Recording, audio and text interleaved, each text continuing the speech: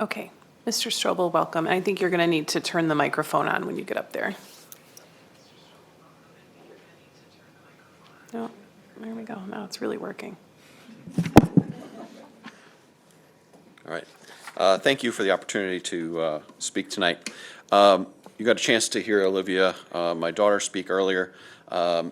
My son Jake, who is a sixth grader in the flight program, was originally going to be here tonight, but he had a practice he ended up having to go to, so I wanted to just read his speech that he had written. So, my name is Jake Strobel. I'm a sixth grader in flight. I've had different learning approaches, including virtual for 2 years, mainstream, and now flight. I have to say my confidence in my grades have improved being in flight. I used to think I wasn't as smart as my classmates, but now I feel good about myself and my grades are way better. This is honestly sad to watch. I've seen most of my teachers go from energetic and pumped about school to sad and gloomy. I can tell they are trying to hide it, which I appreciate. But just like us students, they are so upset. It is really hard coming to school thinking this could be the last of it, or it could change and not be what it is now.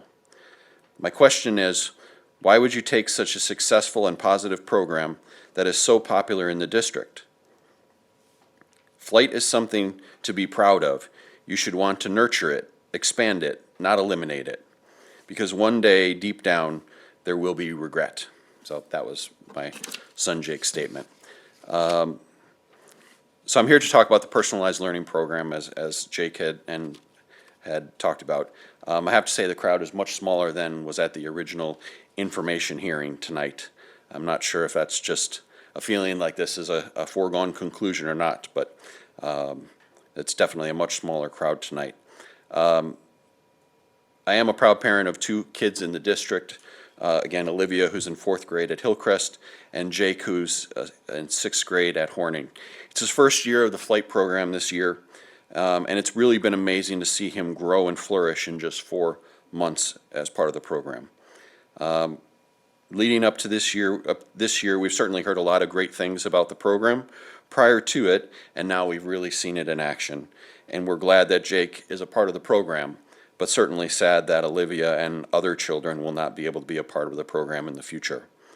Like you, I, at one point in my life, was an elected official on a board, and sometimes you do face difficult decisions, and sometimes those are the decisions of staff 30 recommendations. seconds. But part of your role and my role at the time was that we need to ask the difficult questions and the critical questions to make sure we're making the right and most courageous decision. Please give parents and kids a choice to join these personalized learning programs. And many of you ran on that as part of the basis of your recent elections. I encourage you to please reject the recommendation to eliminate the personalized learning program. Thank you. Thank you to all of our speakers tonight. Apologies for the technical difficulties, but it sounds like we've got things straightened out online. All right, we'll move into some general business for tonight. First order of business is our minute approval. We have 2 sets of minutes for your consideration, one for the December 13th regular board meeting and December 13th, 2023, and one for December 13th, 2023 executive session. Mrs. Voigt. I move to approve them as presented. Thank you.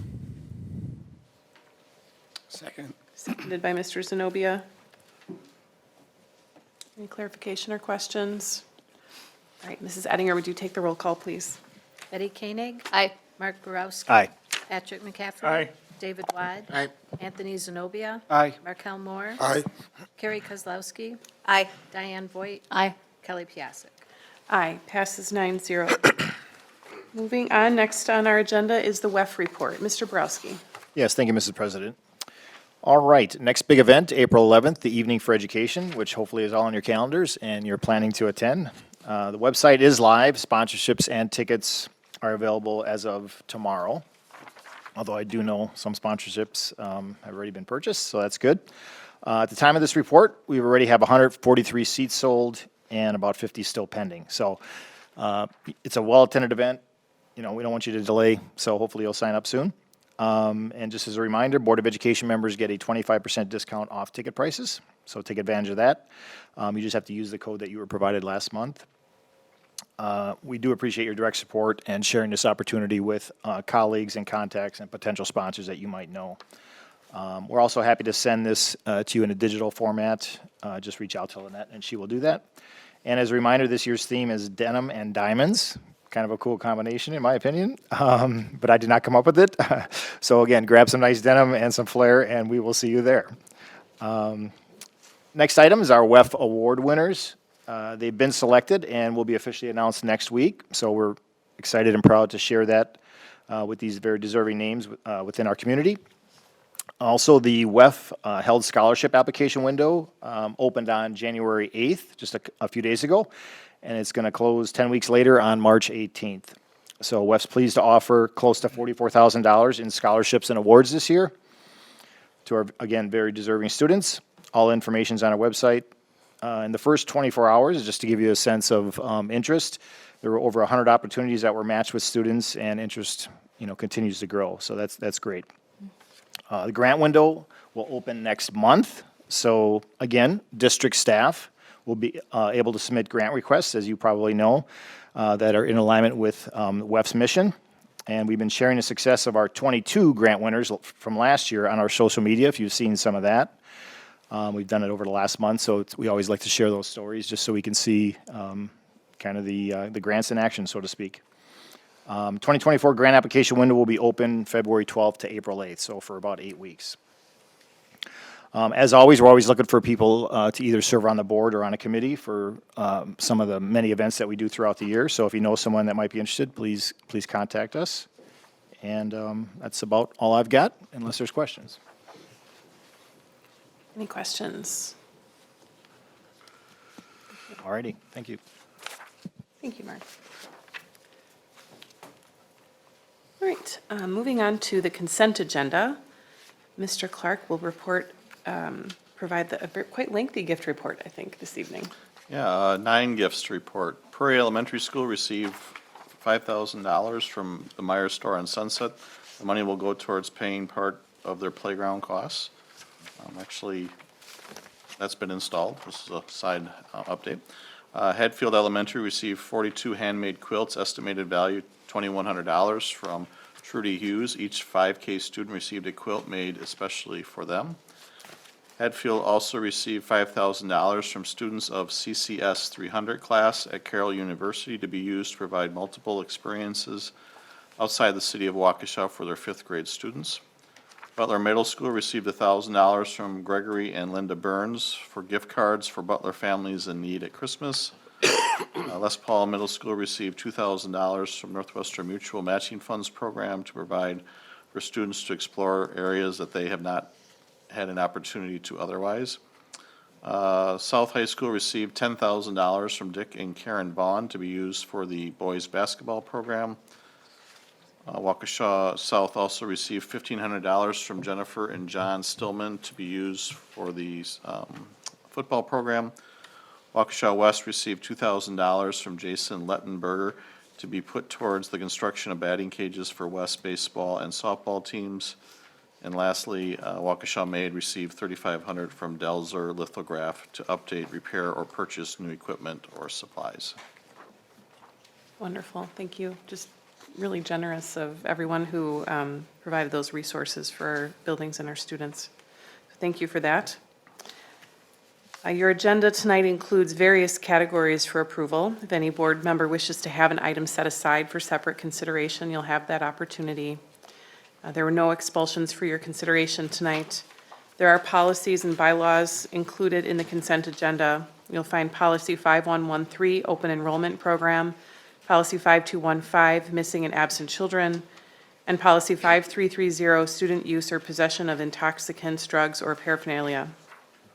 If any board member wishes to have an item set aside for separate consideration, please indicate so at this time. All right, seeing none, Mr. Borowski, will you please present the consent agenda for approval? Yes, thank you, Mr. President. So early this evening, the Human Resource Compensation Committee approved 3 resignations, 2 retirements, and 4 new contracts. The information was provided in your packet, and an addendum was placed at your desk. I move that the consent agenda be approved as amended. Second. Seconded by Mr. Wad. Any further discussion? All right, Mrs. Ettinger. Carrie Kozlowski. Aye. David Wad. Aye. Betty Koenig. Aye. Patrick McCaffrey. Aye. Diane Voigt. Aye. Mark Borowski. Aye. Anthony Zenobia. Aye. Markel Moore. Aye. Kelly Piasek. Aye, passes 9-0. All And- right, moving, Yep, that completes my report. thank you, Mr. Borowski. Moving on to the superintendent's report, I'll hand it over to Dr. Siebert. All right, thank you, Dr. Piasek. Just a few calendar reminders in that we will not have school for kids on Monday, January 15th, or on Monday, January 22nd. However, between those two dates, we will end the first semester of school on Friday, January 19th, so halfway through another school year, amazingly. And additionally, winter finally came this week, and I want to thank our families for their flexibility when our first inclement weather day was called yesterday. It certainly takes planning and altering of plans, and we appreciate that our parents go through that effort, certainly. We'll now see what the rest of the week brings. So that concludes my report, Dr. Piasek. Thank you. Thank you.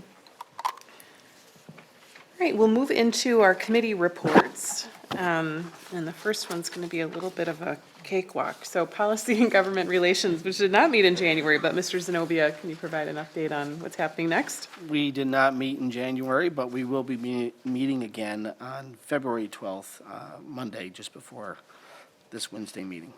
We also have the WASB Convention coming up this next week, which we will be attending, I will be attending, and so we look forward to that. Thank you so much. Thank you. All right, moving on to Finance and Facilities, Mrs. Kozlowski. Thank you.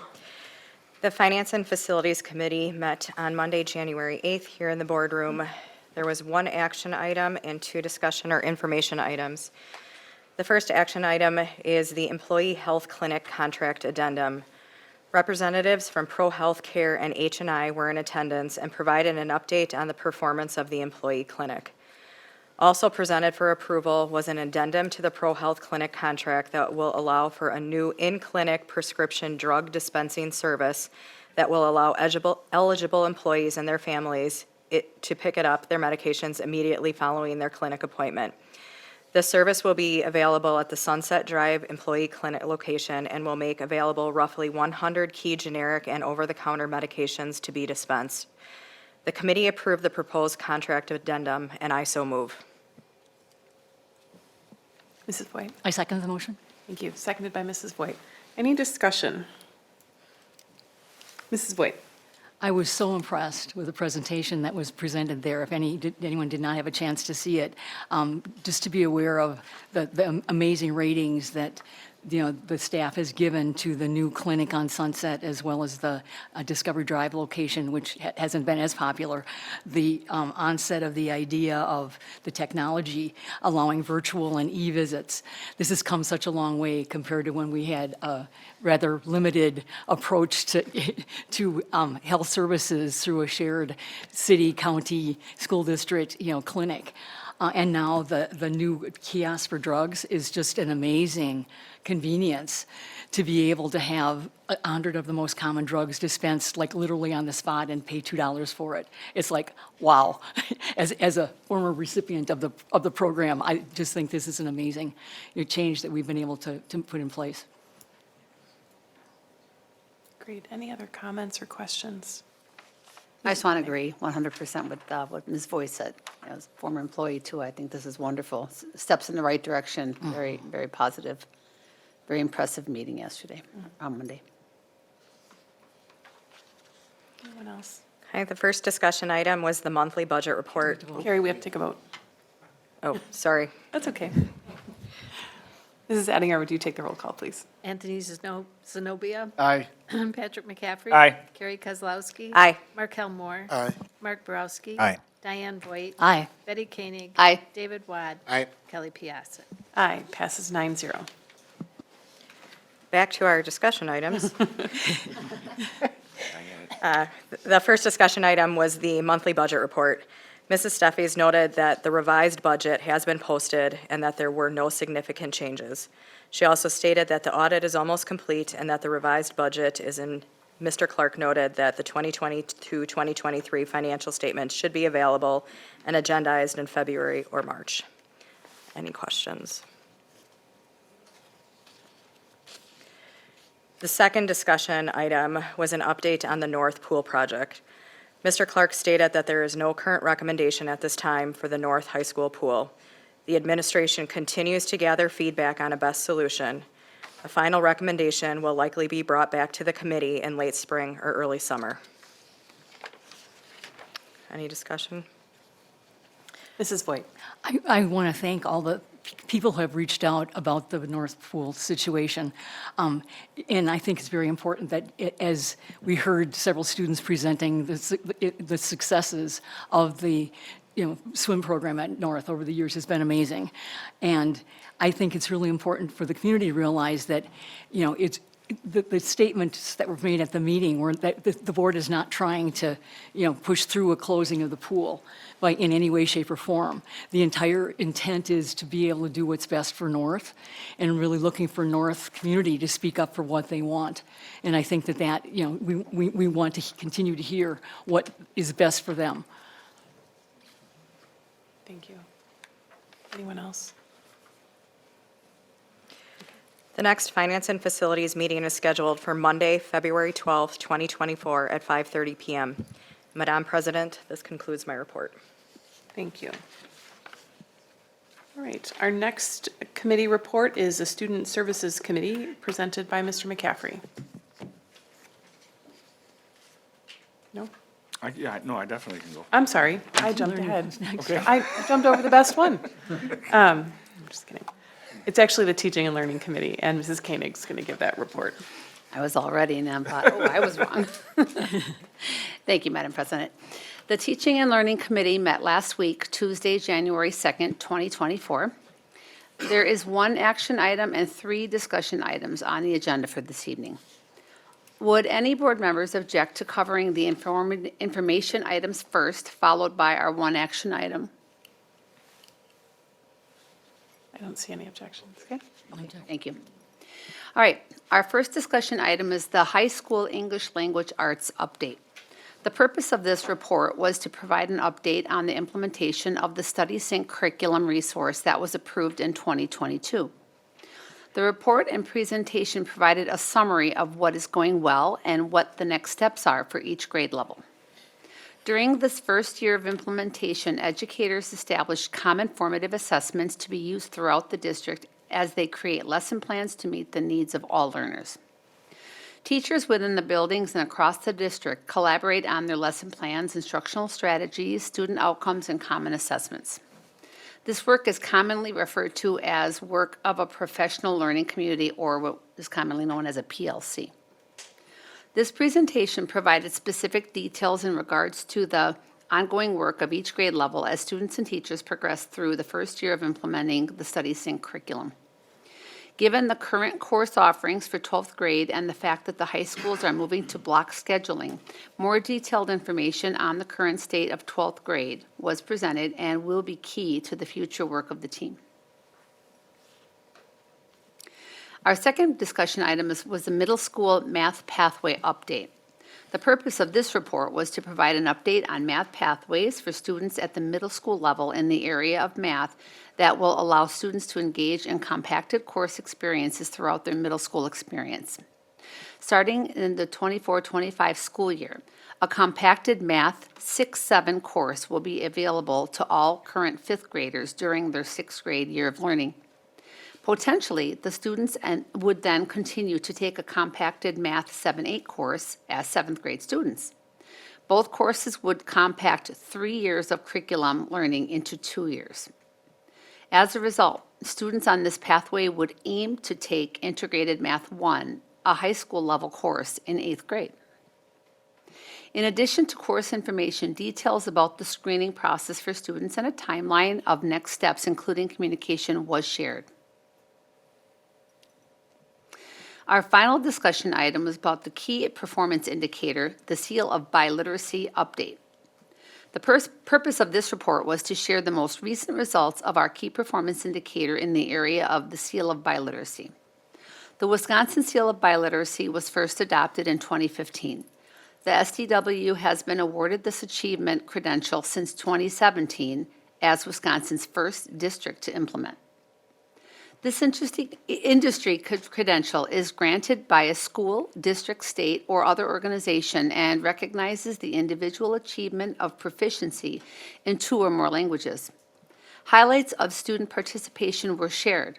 Over the past 3 years, 227 SEALs have been awarded, with 59 last year in 2023. And tonight, the action item was taken regarding the middle school personalized learning programs. You will recall, at the December TNL committee meeting, the middle school administration team presented information on the personalized learning programs that are at each of the middle schools, Flight being at Horning, Quest being at Butler, and Compass being at Les Paul. During that meeting, information about student enrollment, curriculum policies, and personalized learning practices were presented and discussed. An educational recommendation was presented and discussed and then brought forward to the full board meeting for discussion in December. Last week at the January TNL committee meeting, additional data was provided regarding student achievement, specific student and staff support that would be in place, and an update on anticipated program enrollment for the 24-25 school year. A revised educational recommendation was shared that included an educational recommendation to phase out the personalized learning programs in 2 phases. The committee and administrative team engaged in discussion regarding the administrative team's educational recommendation to phase out the programs in the future. On a vote of 4-1, the Teaching and Learning Committee approved the proposed recommendation for the middle school personalized learning program to phase out at the middle school in a 2-phased approach. Phase 1 includes Les Paul, Compass, and Butler Quest, and allows current students to continue and finish within the program through 8th grade, enrollment dependent. Phase 2 includes Horning Flight, enrolling a 6th grade cohort for the 24-25 school year, and allows for all students enrolled in the program in fall of 24-25 to continue through 8th grade as the last cohort of students to finish within the program, again, enrollment dependent as presented. The committee requests board approval, and I so move. Thank you, Mrs. Koenig.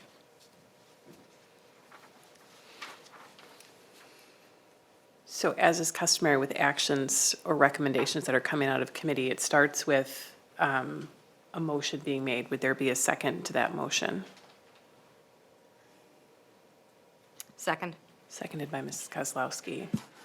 All right, so we can open up the floor for any questions or discussion. Mrs. Boyd? I have read the many parent emails and have listened to the parent feedback at the Horning parent meeting, and have literally pages of notes from the extensive discussion at the 2 teaching and learning meetings.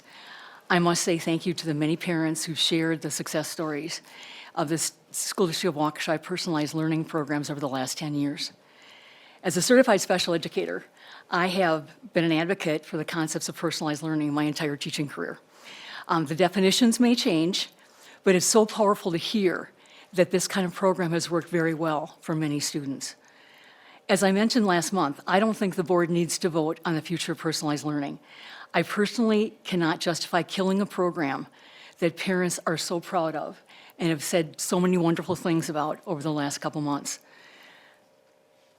I have been pleased that the administration has been listening to the parents and that 35 fifth graders have had the opportunity to be able to be future Horning students and be able to sign up for 6th grade flight for next year.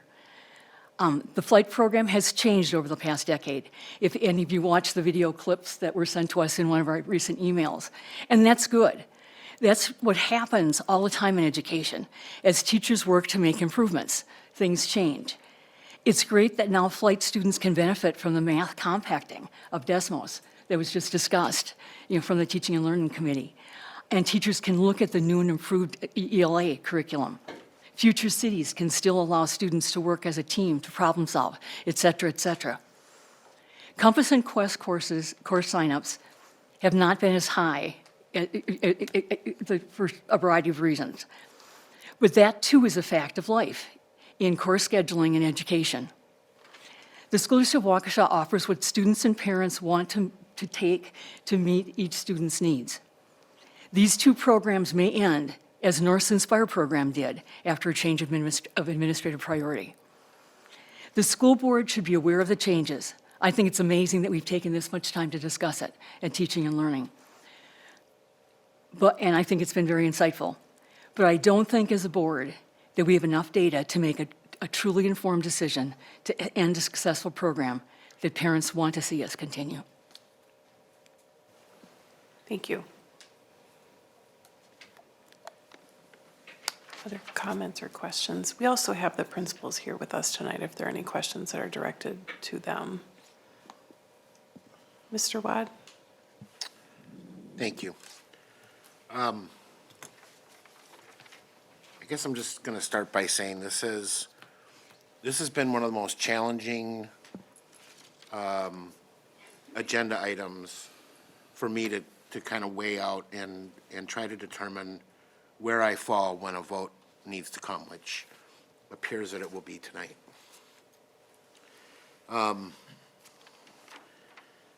I feel that parent passion, on the one hand, the testimony after testimony, whether it's here at board meetings or in emails we get or in conversations we have about how well the programs have worked for their kids and how much they're looking forward to those programs being available for their kids that are coming up through the elementary schools and want the opportunity to participate in it.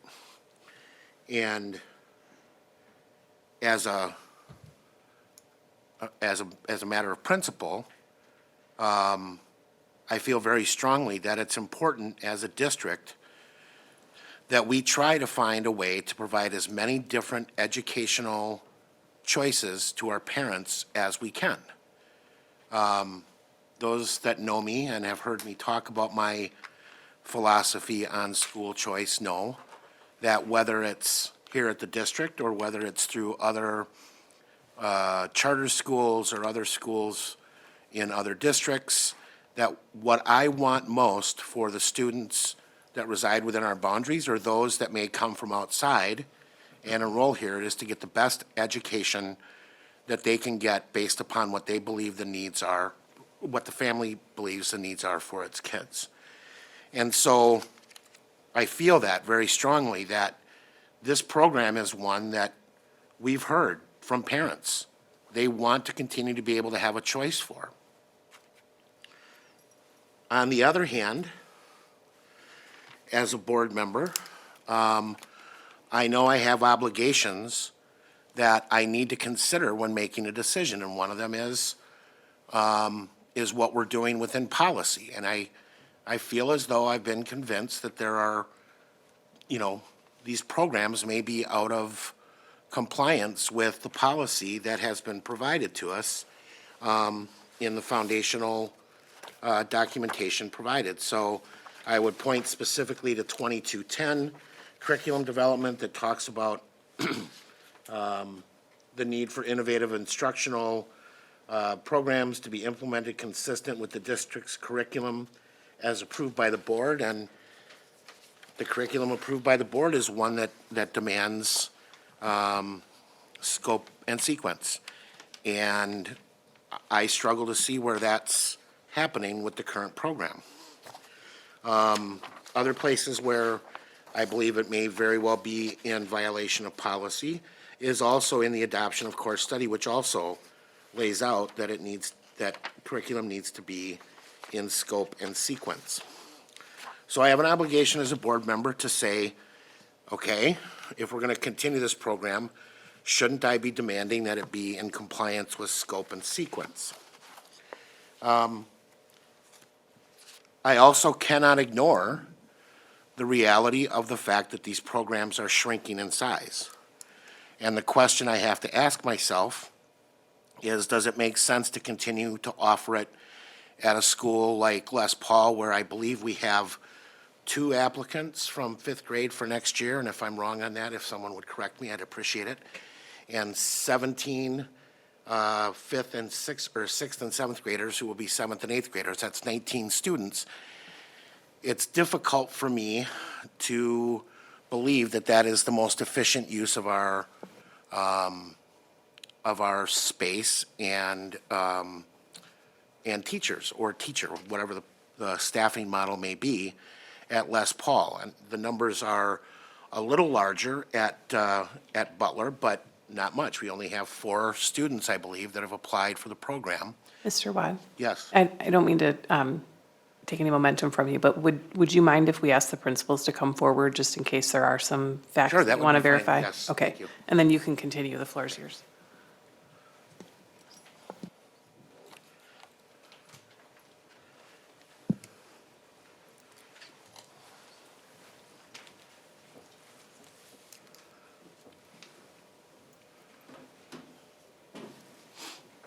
So we have all of our middle school principals and Ms. Garcia who have joined us at the table. All right, thank you. Continue, thank you. And if I've stated anything incorrectly up to this point, if this would be a great opportunity for you to correct me if I have. Okay, good. So we've heard all kinds of supposition about why we're seeing declining enrollment, from lack of promotion to the announcement that we were closing the programs, maybe dissuading parents who might have otherwise applied from not applying. The fact of the matter is, unless we've gone out and asked, I don't think we know why. It could very well be that there are parents in the elementary schools that have looked at the new curriculum that we have installed, see how it's scope and sequenced, know that it's no longer self-curated curriculum, and believe that that will ultimately be a better model for the delivery of education to their students than the personalized learning programs are. I don't know. And I don't think we should make any specific judgments about why. The only thing we need to look at is the enrollments are declining, which make it less and less efficient to be delivered across 3 schools. The other thing that I cannot escape as a board member is, and I believe there was public comment to this effect, I cannot ignore the recommendations from the principals at each one of these schools who believe that continuing to deliver this programming in the way that it is currently constructed within their buildings is not in the best interest of their schools. And we've heard a lot of support from our teaching and learning staff here at Blair that they believe that to be the case as well. And so I have to weigh in the idea that while I may have principles and theories that say, gee, maybe we shouldn't end these programs, the people who know their schools and their students and the business of education best are all saying this is a program whose time has come and needs to be phased out now at the schools. So the challenge I have as a board member is trying to bridge those gaps between what I feel are my duties as a board member from a fiduciary responsibility and ensuring that we're in compliance with policy and listening to our experts and our leaders within the district, and that fundamental belief that we need to provide educational choices to our families who express a desire for them. And the numbers of people who are still enrolled in this program and will continue is not small by any means. It's a sizable number of people who feel very strongly about it. I went back and reviewed the potential solutions that were offered, and there were a number of them. But something keeps gnawing at me that there is a solution that I haven't heard put on the table. It seems to me to be something that is worth pursuing rigorously, and that is, would a personalized learning program be a good fit for a charter school in this district? I think about, so I just want to read really briefly from DPI and what their definition of a charter school is and what its purpose is. Wisconsin established charter schools to foster an environment for innovation and parental choice. They can exist as living laboratories that influence the larger public school system and introduce an element of competition within that system. Their leaders may experiment with different instructional theories, site-based management techniques, and other innovations. Regular schools can observe and learn from what happens in the charter school and make similar improvements. Some charter schools offer a choice to parents and students in the area of curriculum, teaching methodology, and classroom structure that they can't get in the general population school. So when I hear this, I think, why aren't we exploring this as a potential charter? And the benefits of it, from my perspective, as I understand how charters are set up, you establish a board, you create the charter, it'll be a partnership between, between the school district and the school that's being chartered, come to an agreement around the structure and, standards and so forth. But then there's a board that governs it. There's accountability. You have people who are invested in it and want to see it succeed, which isn't to say that I don't believe anyone here doesn't want these programs to succeed. I think what they're saying is we will have more success with our students that are at Butler, that are at Les Paul, that are at Horning, if we don't have competition within the actual building itself for the enrollment and the delivery of curriculum and so forth. I also wonder, for those that feel strongly, and this is a question I've asked myself, for those that are insisting that we have to adopt this because, I'm not adopt it, but we have to continue to offer these programs as they exist today, because there is a passionate group of parents that want it, I would ask you to put the shoe on the other foot, or maybe flip the scenario just a bit. Imagine that we had a group of, say, 150, 200 parents who showed up at a board meeting one night, and they all wanted to speak about the need for a classical education learning model to be delivered by the Waukesha School District. How many of us would be willing to say immediately, yes, we should pursue that? I don't know the answer to that. My gut reaction would be to say, yeah, we should look into it. But I bet that there are a lot of people who would say, we would have no business getting into that. And it might be because they have objections to the curriculum, the way it's taught. I think if you're prepared to say, we need to continue these, you need to be prepared to say, we're willing to look at any type of a charter school that we could legally offer at this school if enough parents come here and demand it. Is that what we believe? Is that what the proponents believe? If they do, then great, that would be a consistent approach to this issue. But I would ask everyone to think about the scenario being reversed. We wouldn't have any data in that case either, except what they could bring from other schools. And let's be honest, the data that we got, and I appreciate all the work that went into collecting it, it was clearly a very manual data mining effort, and so this is no criticism of that. But the fact of the matter is the data was just not comprehensive enough. There were too many missing pieces to it to be able to conclude one way or the other whether or not it supports or doesn't support the continuation of these programs as they exist within the individual schools. There are so many competing items here for me. I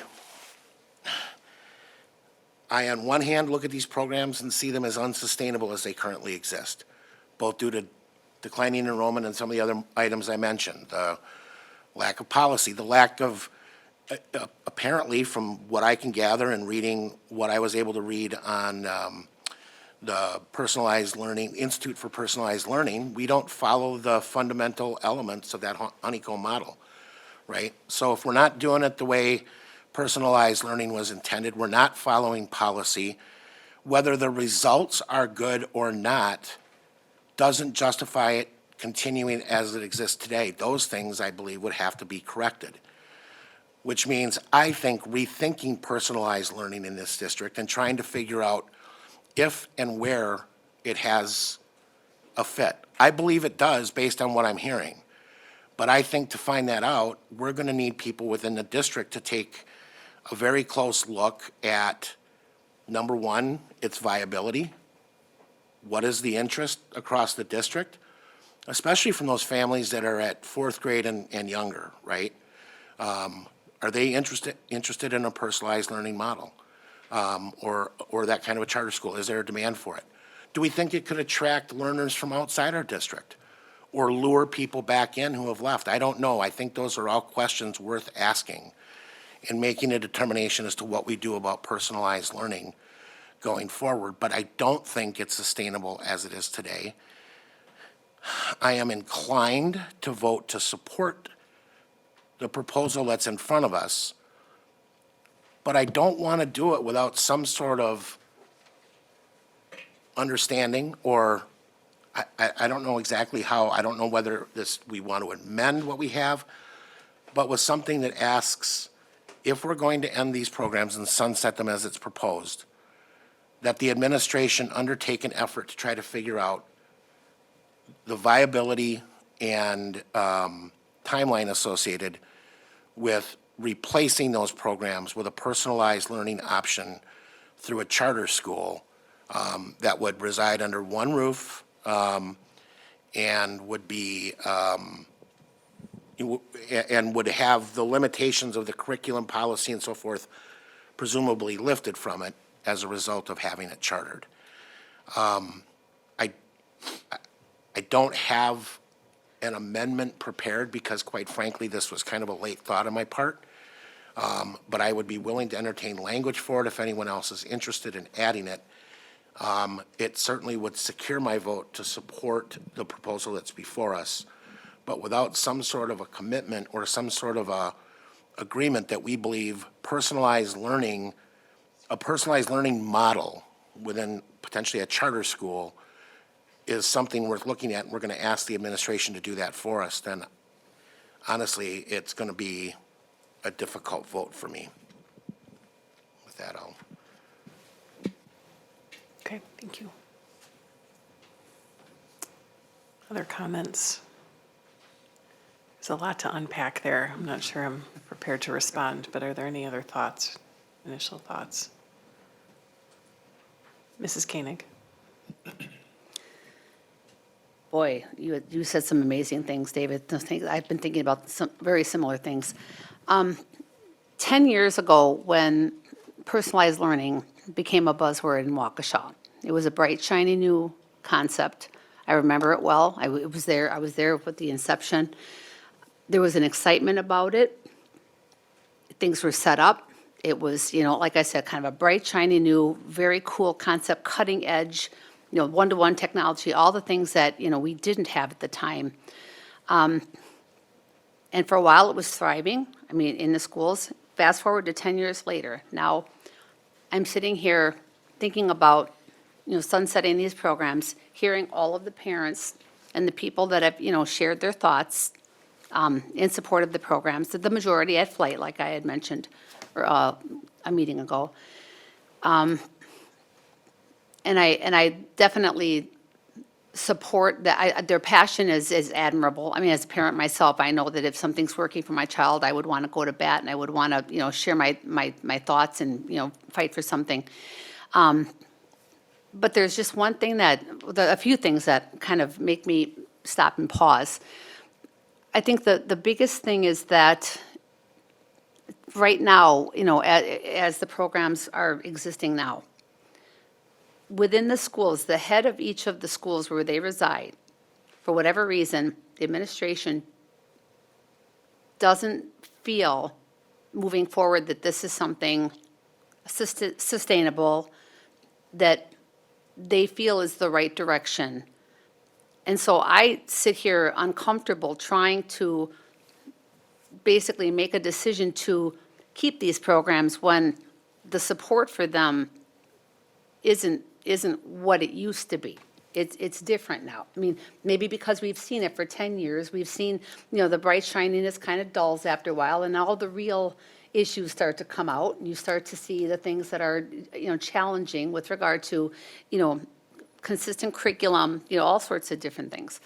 And I trust the judgment of the people that are leading the schools, because you're in the buildings every day, and for you to, the three of you, and also Director of Education, for elementary, and when you see it, you see this as something that, you're not sure you don't want to continue, want to kind of sunset it.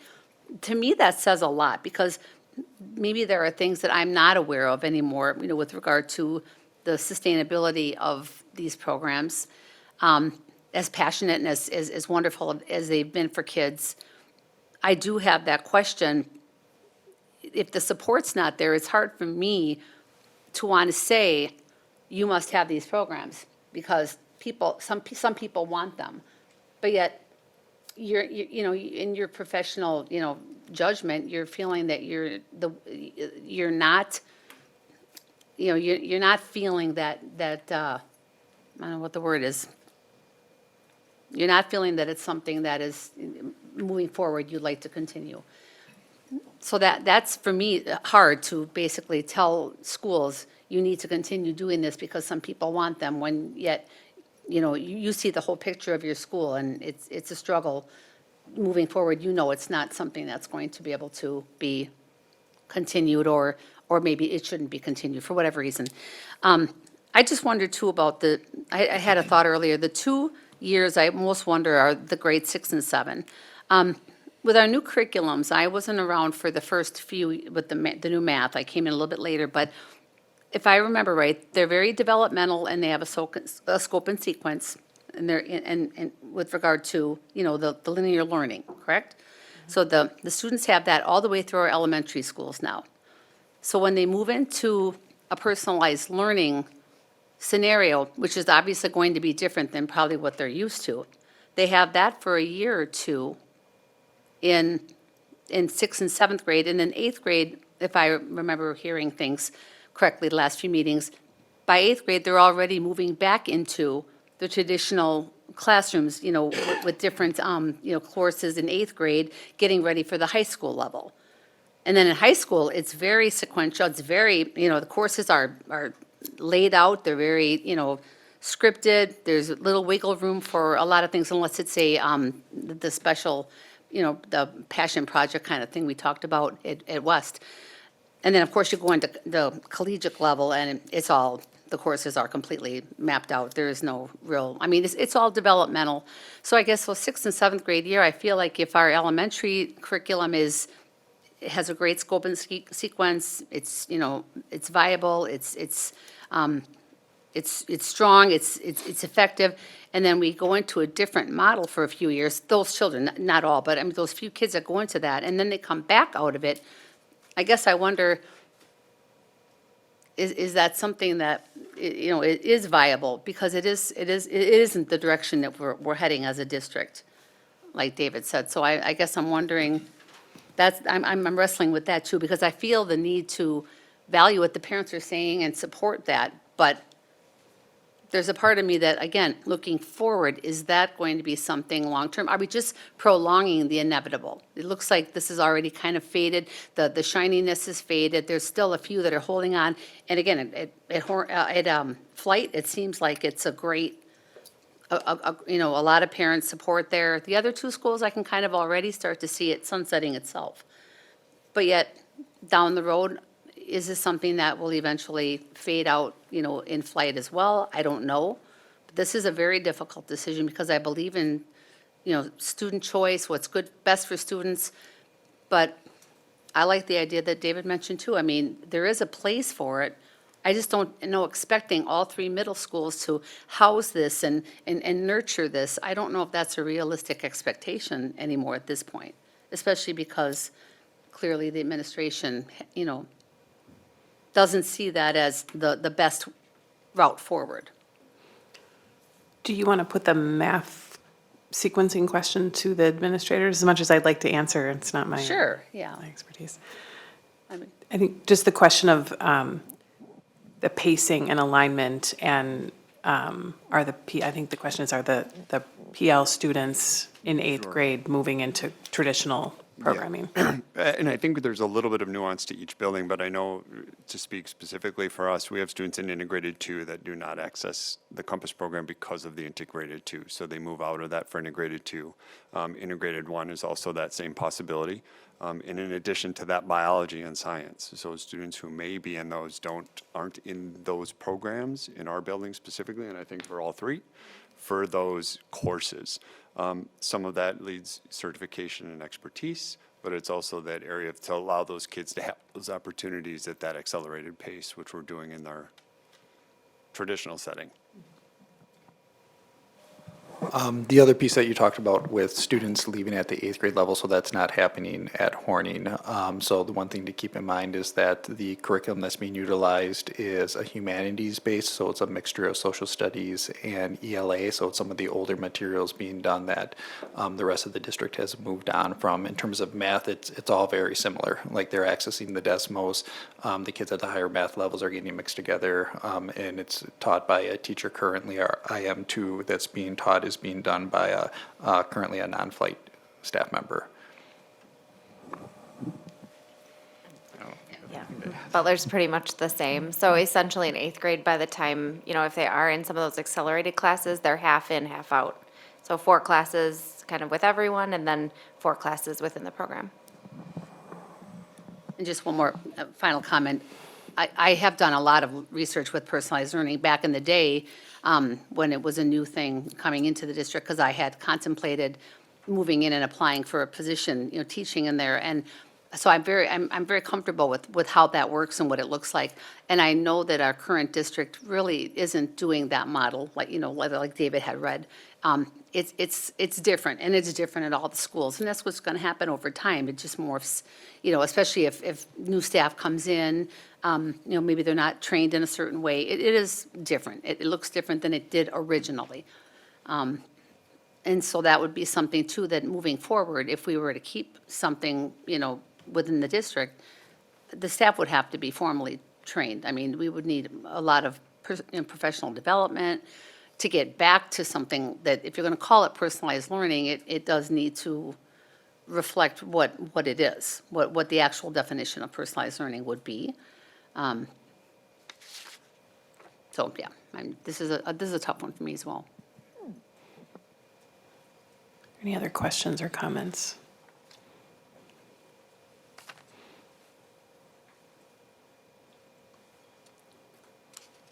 Mr. Wad? I'm going to move to table the motion on the floor, send it back to teaching and learning in an attempt to try to craft some language around how we would attempt to, or at least do the due diligence needed to investigate the viability of a replacement for personalized learning through a charter school. Second. Okay, we have a motion to table that's been seconded. So there's no room for discussion on this one. Mr. Wad? There's no discussion on table? I don't believe so. Mrs. Ettinger, would you take the roll call? David Wad, Aye. Markel Moore, Aye. Diane Voigt, Aye. Mark Borowski, Aye. Betty Koenig, Aye. Anthony Zenobia, Aye. Patrick McCaffrey, Aye. Carrie Kozlowski, No. Kelly Piasek. No. Passes 7-2.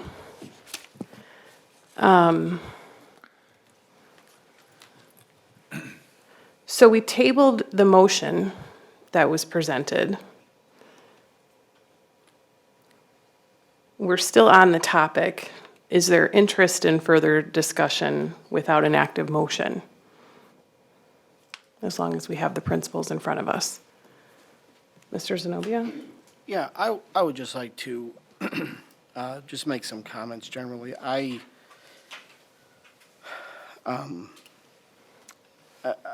To Mr. Wad's point, I'm not sure how that is feasible going forward if these programs don't currently have the support that what it would require to go that extra step that maybe we're going to discuss in TNL.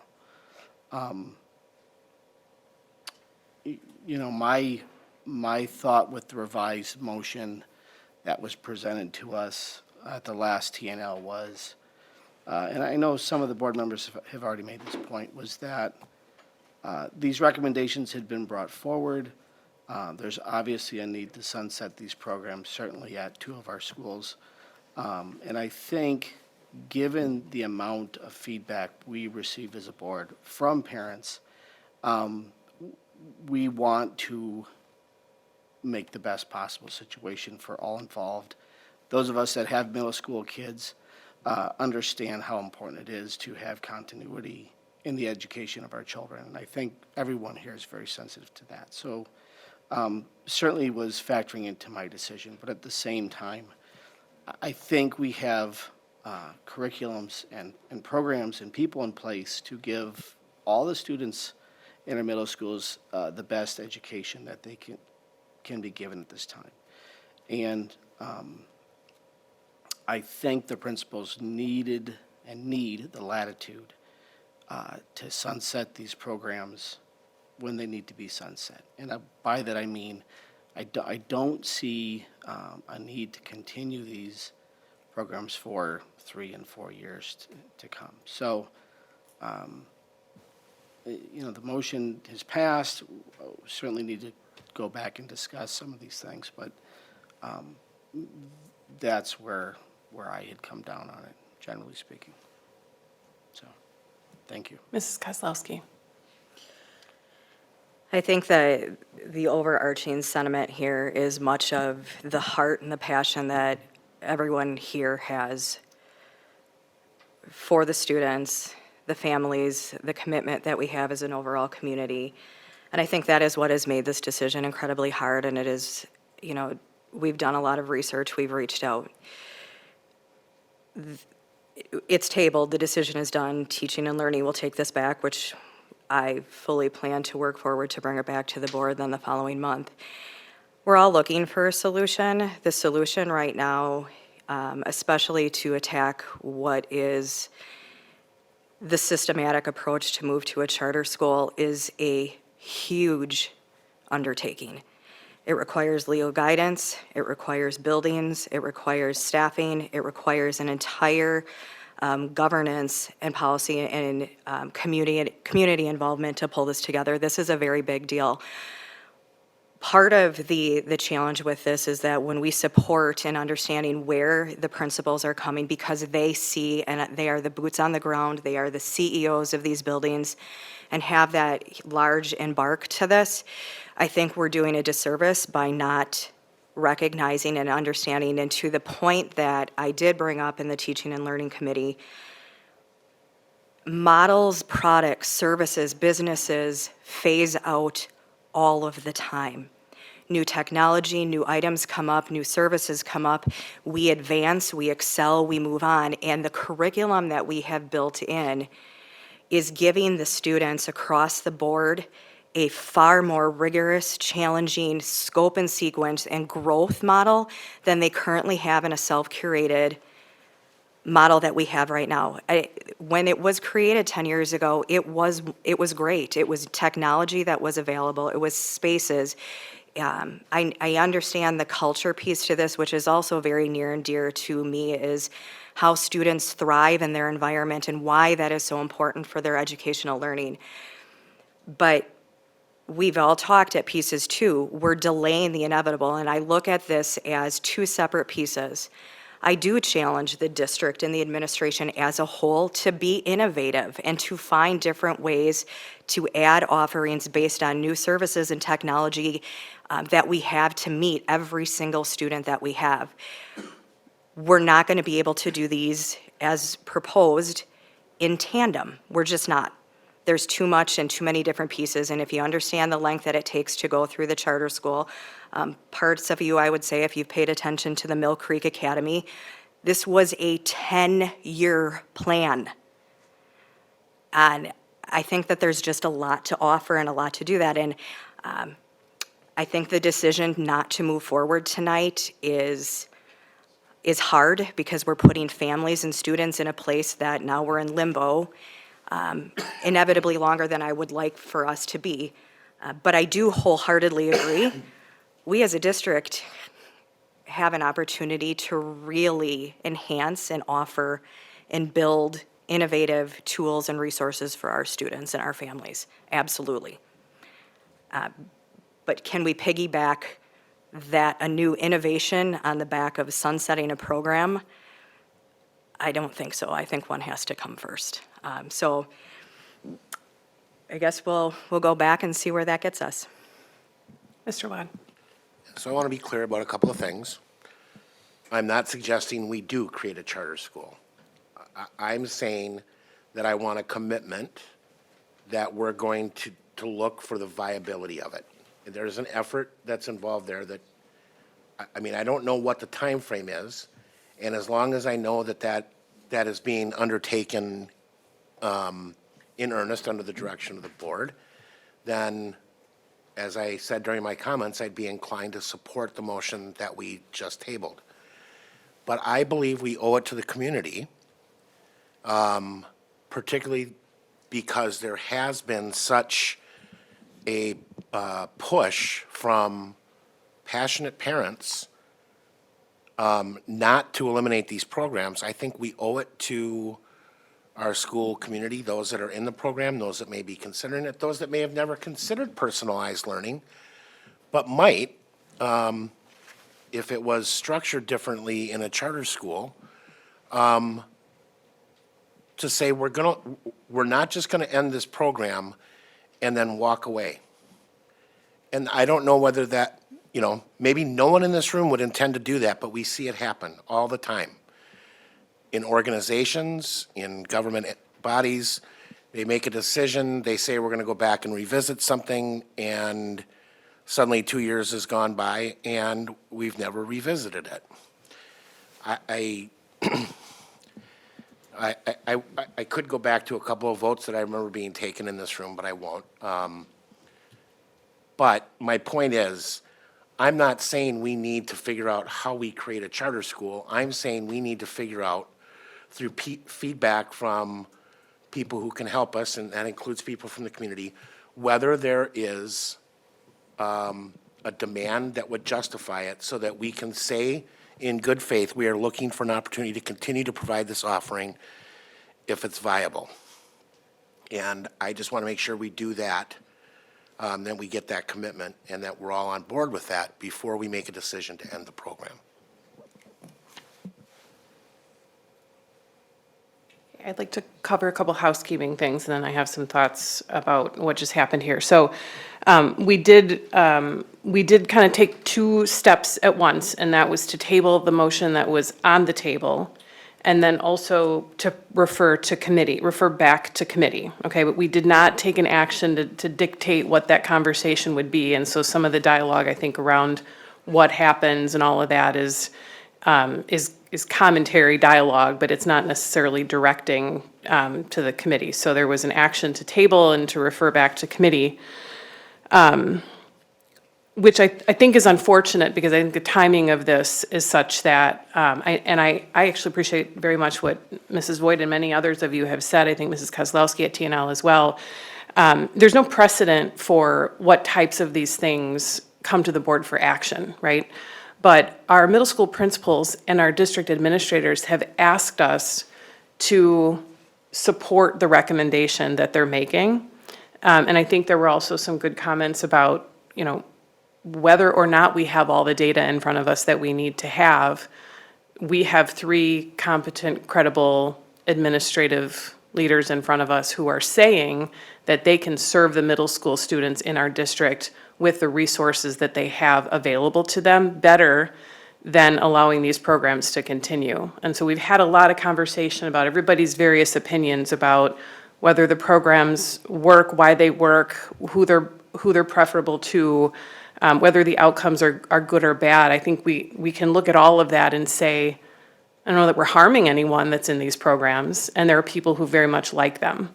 My concern about the conversation around charter is like a lot of districts in the country and in the state, we have a declining enrollment problem because there are no more students coming. And we already have 2 exceptional charter programs in our district, one being the STEM Academy and the other being eAchieve, which we heard from students tonight, which grants a lot of flexibility to what students can do. And I'm not saying that students who are in Quest, Flight, or Compass are going to want to go to eAchieve or STEM, and I understand the busing consideration of it because, as I've said before, I've been there. But my concern is that now we've left kind of a leaky hose on the ground, and we're not helping our administrators, we're not helping our families, we're not helping move the district forward because we've said, even though the Les Paul program is clearly unsustainable, we're not going to allow you to take action on that program in January or possibly even February. And I don't think that helps anybody. So my concern is, potentially we should have we could evaluate what the different elements of those recommendations are. But when we take it as a whole and we say, essentially, until there's a plan proposed that warrants a majority vote of approval by the board, an alternative plan, that we're going to force these programs to continue, even though one of them for certain is unsustainable.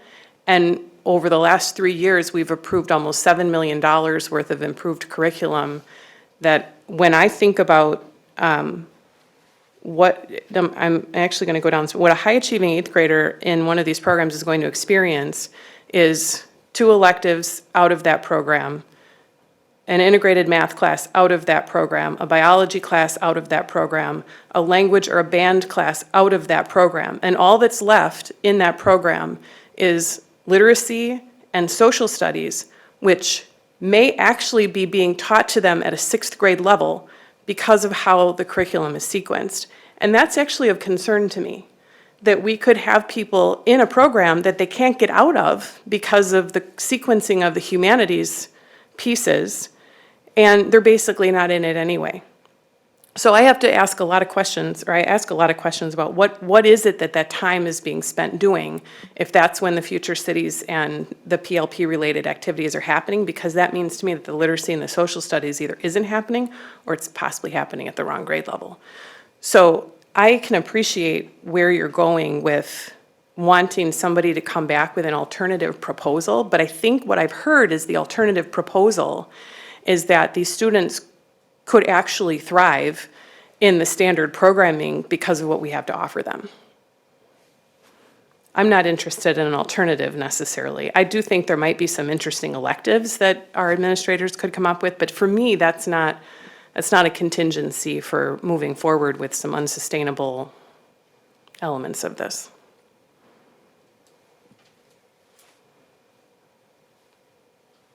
Mr. Borowski? Yes, I guess it's a moot point, but as far as, I guess, a point of order with the meetings, can you just clarify, or somebody, I apologize for not knowing this, but when someone makes a motion to table something and it's seconded, we go right to a vote without discussion? There's no discussion for a request to table, that's correct. And Dr. Siebert and I did verify that. Okay, just to 'cause that- double check, yes. Yeah, that threw me and, made it a little more difficult to just vote either way, so, okay.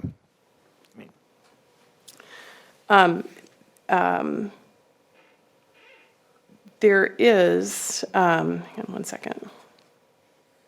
Just wanted to double check that. No, it's actually here. So there is debate on the topic of referring to committee. So the table kind of defines where we have to go with that. So the motion is tabled. If we wanted to come back and discuss whether or not this is referred to committee, I mean, this topic can go as long as we want this topic to go. But we don't have a whole lot more to work with at this point if there's a desire to refer this back to committee, but we can discuss that. But I guess I thought that was part of the motion. The motion to table is not debatable, so we have to move forward with the motion to table. Okay. But I guess along with that motion was to also send it back to committee. So in order to clean In- this up, in we or- need to make a motion Yes, and that would be further debatable, but we could continue to discuss without a motion on the table. We just need to figure out where we're going from here.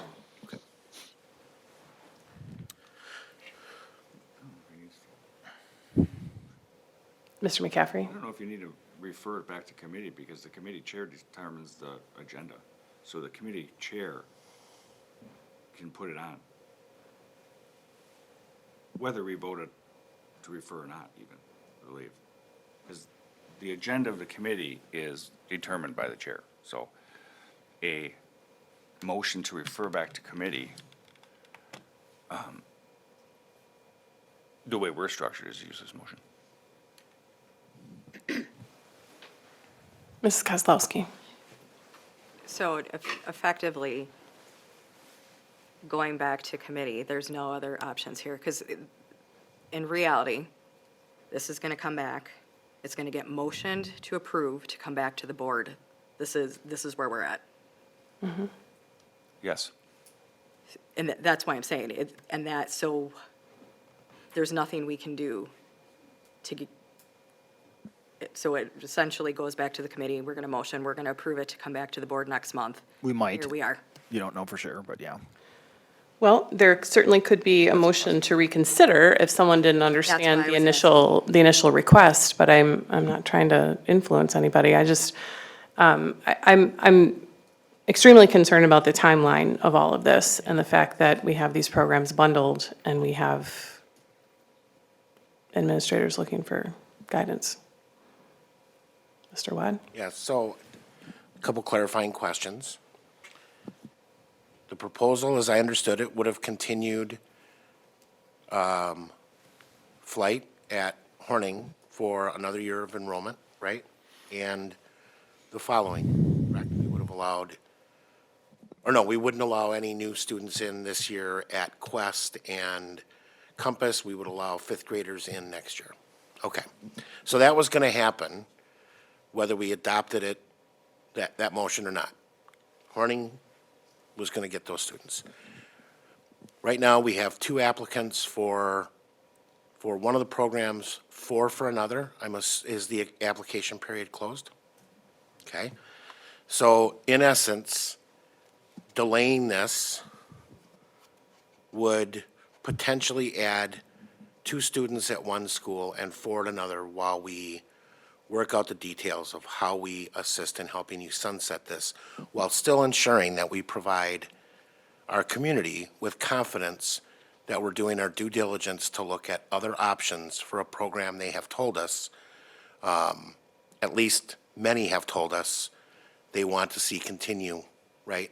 Now, whether they want it to continue in the form that would ultimately emerge, I don't know, but that seems to me to be part of the equation of trying to figure out what the viability is of it going forward. So while I appreciate the timeline, I'm not sure that, and you all tell me, does this put you in a terrible spot if you, for whatever reason, have to wait another month to decide whether those 6 students would come into flight, or I'm sorry, into Compass or Quest? I think one of the spots that it puts our families into is that they will soon be receiving acceptance letters to the STEM Charter School, which is a personalized learning charter in our school district, and we'll have to make a decision upon which, it's a very short timeline. By January 19th, they do need to let the school district and the STEM Charter School know whether they will be joining that organization. That's one of the ramifications. So do they express a preference when they? Yes, when parents apply for school choice to the STEM Charter School, they're expressing a preference to go to that school. And I think being in a limbo of not knowing where we're going with PL. So had we Persuasive. had we ended the programs tonight for next year at those 2 schools, would those, and am I hearing that all 6 of those families actually did apply to STEM, or there's just some number of them that did? We have some number of them that have applied to STEM. There are still open seats at STEM. Okay, so is it reasonable to assume that we could hold spots for them at STEM, since the numbers are, I mean, relatively small? I would have to defer to, I don't know, Mr. Wad, if you have any comments. Okay, our district administrator about our enrollment processes, but the processes apply for the entire district and close by January 19th. There's an appeal process that goes through January 24th, but everyone adheres to those guidelines and dates. If I may just add to that, correct me if I'm wrong, but I thought somewhere along the line, I don't know if it was in the parent meeting at Butler, but somewhere along, or in one of our committee meetings, I believe administration said, sort of an alternative was just apply to STEM, and then you can always turn it down if, like, the appeal program is maintained.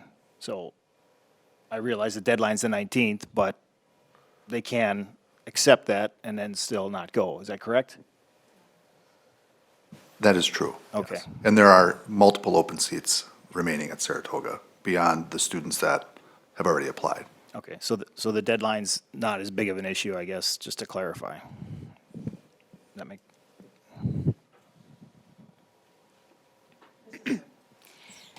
When, through my experience, when the numbers don't justify a course being offered, you just choose to not offer it. And when you have two applying, I would think that as an administrator, can you make that decision without us having to have a vote tonight on, the feasibility of continuing with only two kids interested? Thinking of how numbers have ebbed and flowed over the course of the multiple years, we were a two-person team, moved to a three-person team, to a two-person team. In looking forward to 19, and no disservice to the teachers involved, because their incredible efforts, 19 students for 2 staff members in multiple contents is extremely difficult. Do we have plans in place and transitions we've thought about? We have, and I think you have some of that available, of what it looks like to cohort students moving forward, keeping them with common teaching styles of teachers that we already currently have to best meet their needs as we see them. It is extremely difficult, not only for a building entirely, but also those staff members within those programs, because they may be parceled due to necessity, just like you've said about courses. If being able to run something with insufficient numbers, being mindful of the whole process, not just that moment. So not having a decision is very, very difficult. I'll just speak that personally. But it's also thinking of the planning in these coming weeks of when we're doing staffing and allocations that we look at all the time, and what courses can run and what staffing needs do we have that best meet the needs of all of our students that attend our building. If I can't in my mind think of 19 to 2 right now. I can't. No. And that's being responsible for my building. And that is different for numbers based on other places, but it is not even a guarantee that those 19 would still want to as we go into the spring. Mr. Moore? If a student wants to get out of PLP, are they able to? microphone more, Mr. Moore. Yes, so what we've done is worked on transitional plans to come out of those things, so to ensure that it's the easiest and most beneficial transition for the student as they come out based on those needs or wants. We had several students earlier this year do that transition, and teacher, to their credit, working with all of our staff to make that transition as smooth as possible. I do feel the need to clarify that we don't have one definition of personalized learning, and that is not the case at other sites. It is much more difficult to come in and out because, as Dr. Piasek mentioned, we have students that may be at the 8th grade who are studying 6th grade curriculum. For them to leave at the 8th grade and go into their 8th grade classes, they've already had that curriculum as a 6th grader. And that it becomes very problematic for students. We did come tonight with a vision of what it would look like for us to engage in the next steps of articulating a scope and sequence should we make the decision. I just want you to be aware that we do have a vision for that when and if that's appropriate.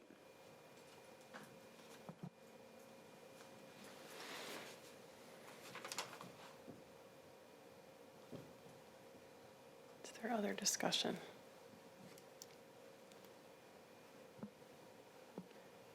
So as I consider what we may be looking at here, I'm actually very concerned. I look at our administrators have spent quite a bit of time with us. We've dug up every piece of data we could possibly dig up about student performance in these programs. And as I kind of mentioned earlier, I think I think the ask to, come back with a proposal of something that resembles a charter or something that resembles an alternative pathway is, quite frankly, unrealistic in the time frame that we have in front of us. From an action perspective, I think what we're hearing is that there's not even necessarily an interest in maintaining this program for at least some of these schools. And I say that don't misunderstand me. I understand that there are families who are passionate about these programs.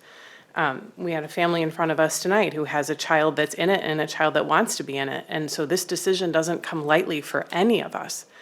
But one of the original questions I asked our principals was what do you say to those families or to that student who wants to get into the program or was expecting to go down that pathway? How do you speak to that family and say, we've got something great for you? What do you say about that? And I think, in my opinion, they've answered those questions. We've looked at the various curricular pathways. We've looked at compacted math.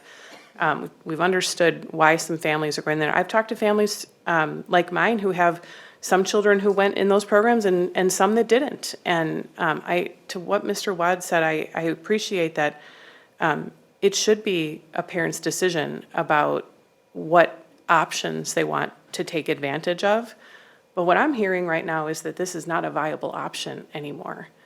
And that's something that we need to address. And I think kicking this into a bigger solution is actually going to cause more problems than trying to find a way to phase it out.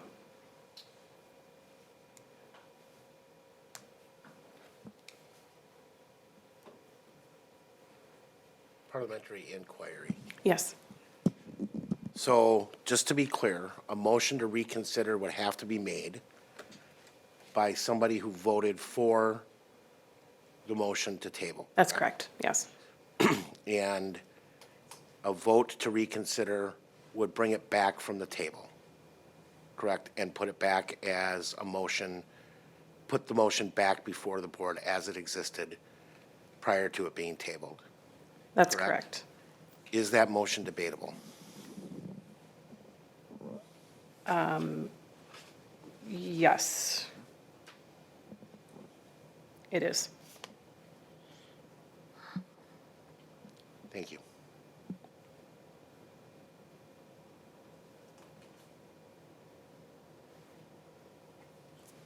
Mr. Moore, do you have a question?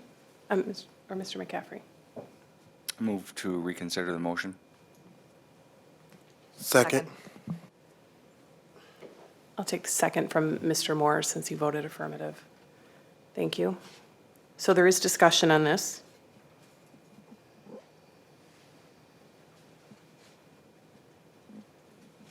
I'm not seeing any.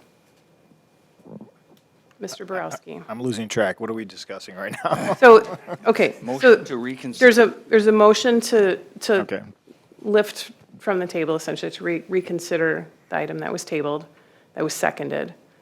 We can discuss that request further, or we could vote on that.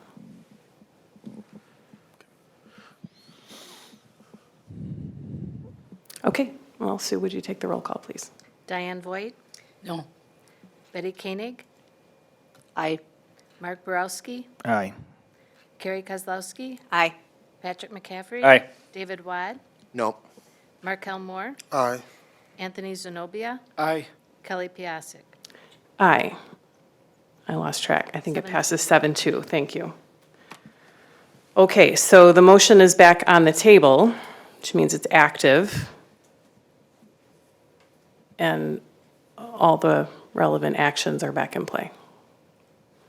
Is there any question, discussion, or comment on the motion which was presented initially by Mrs. Koenig? Mr. McCaffrey? Just a quick comment about charter schools. We used to love charter schools here. We actually have the STEM, and then we also have two of them at South as well. And we had another one at East, which we terminated this year because the charter didn't allow us to run that school the way we wanted to.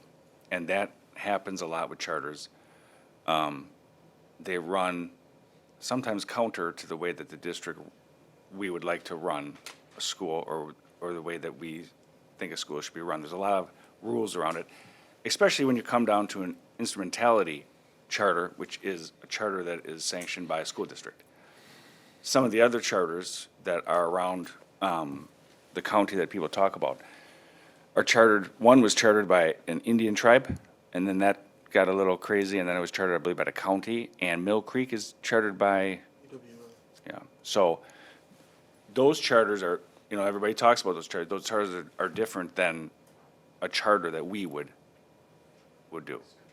So I think the idea of a charter is great. These programs were created because flight was super popular.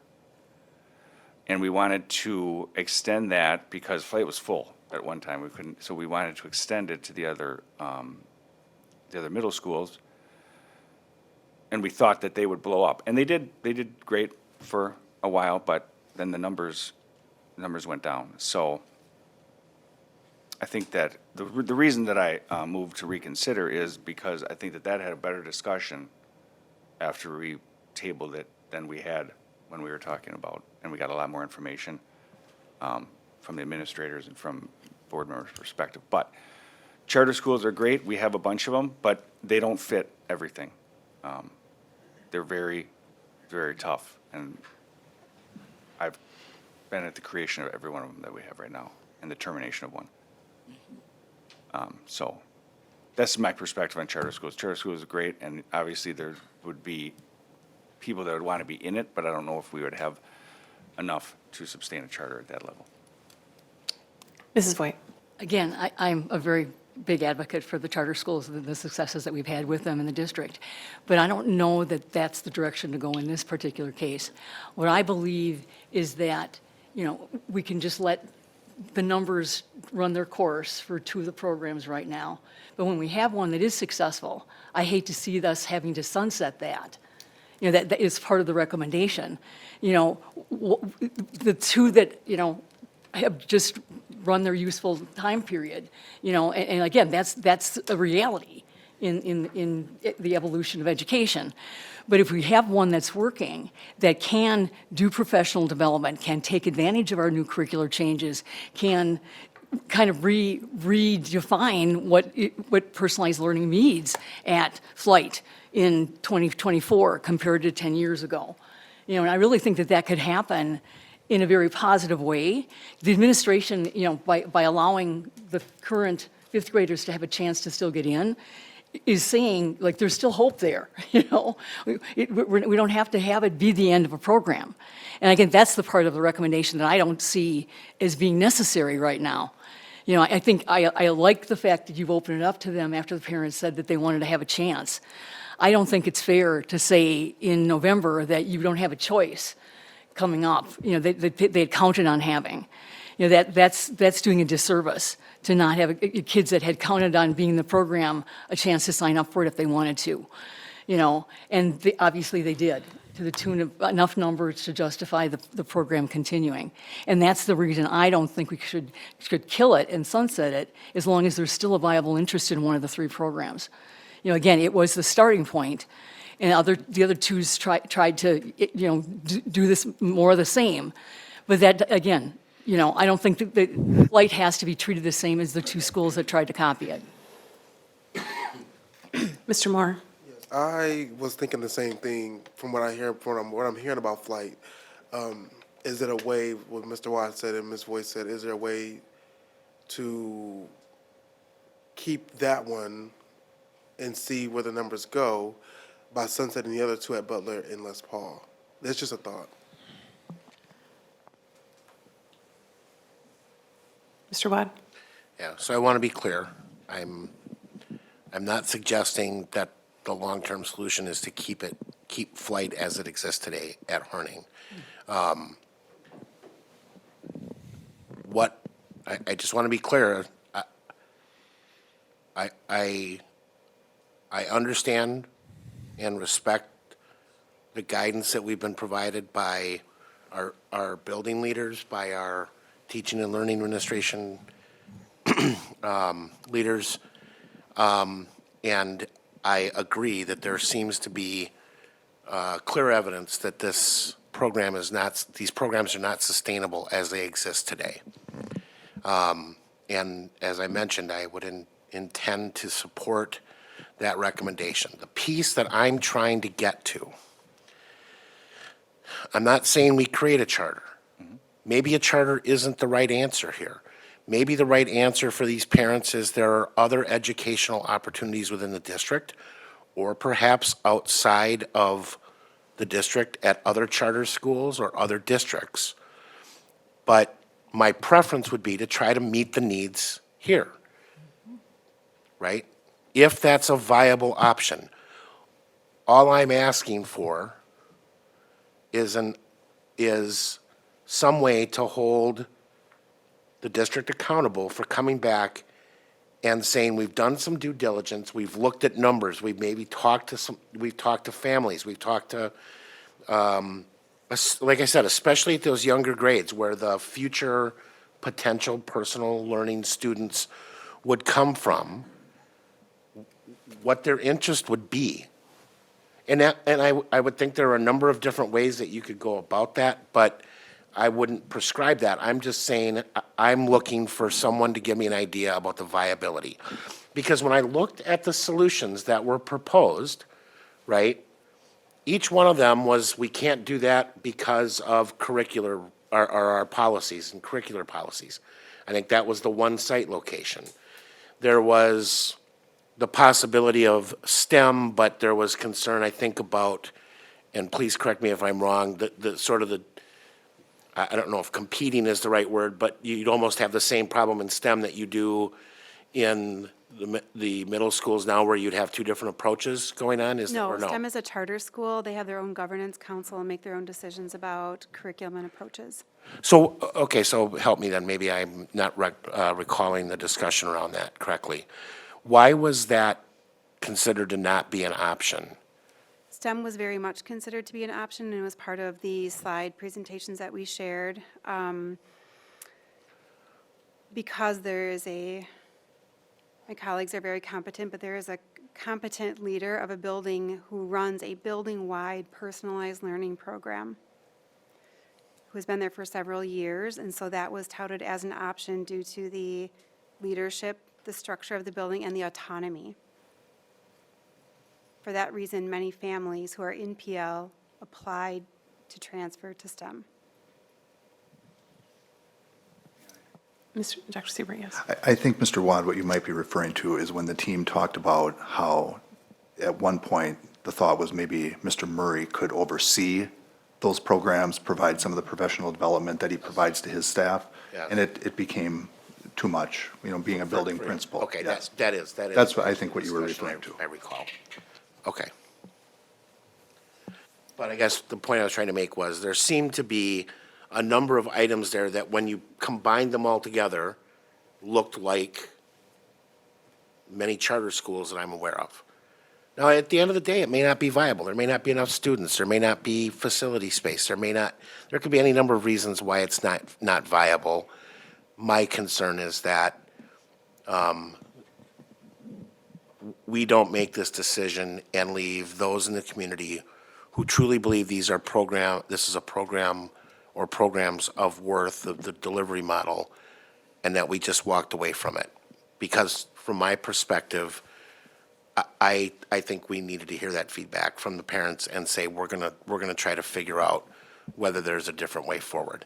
That doesn't mean that I don't believe that what we've been told, which is in their current form, they're unsustainable, is incorrect. I agree, they appear to be unsustainable to me.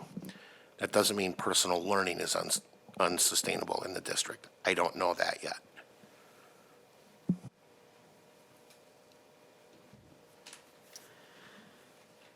So we still have now the motion lifted and seconded. I think all we've been hearing is that it's not sustainable, the personalized learning. I mean, just in consideration of some of the comments that you're making.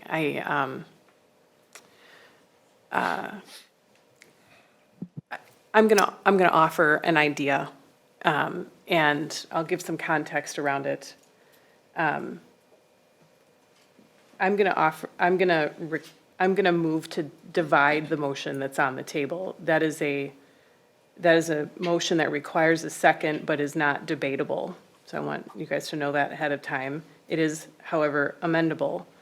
But I would move to divide the motion so that we could discuss the Phase 1 request, and then we could discuss the Phase 2 request. So my motion is to divide the motion on the table, Second. seconded by Mr. Wad. And so that is not, would be amendable.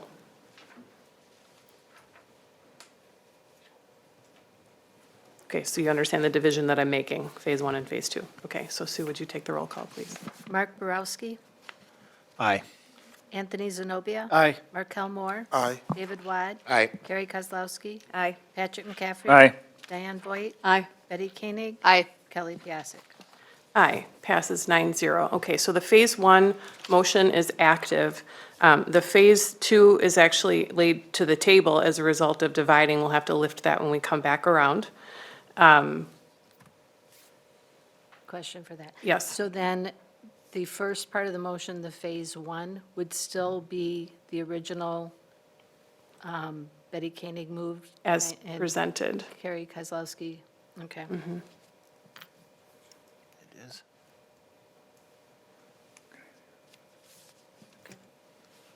Correct. It was motioned by Mrs. Koenig. It was seconded by Mrs. Kozlowski. And then it was tabled by Mr. Wad and Mr. Moore. And then it was reconsidered Right. by Mr. McCaffrey Yep. and Mr. Moore.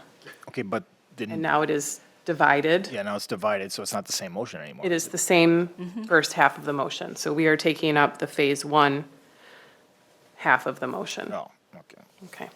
so it's not the same. So let's, And let's have a refresher on Phase 1. yes. Yeah. And the actual motion. Yes. I can read it. I can read it. I have- Thank you. Yeah, Diane's going to read it for us. The revised recommendation that was presented at the last Teaching and Learning Committee meeting said that the educational recommendation is to phase out the personalized learning program at the middle schools in a two-phased approach. Phase 1, Les Paul Compass and Butler Quest will discontinue enrollment of sixth grade and have current students finish within the program enrollment dependent, which again is saying if the justification.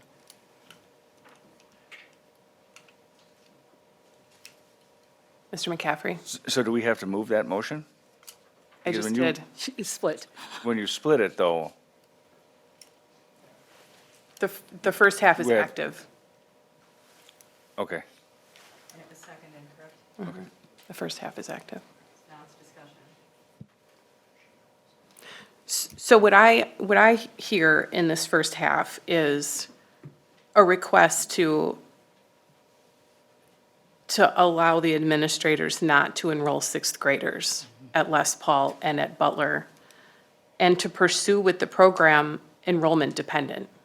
And that is giving that control back to the administrators on an enrollment dependent basis in good faith, essentially.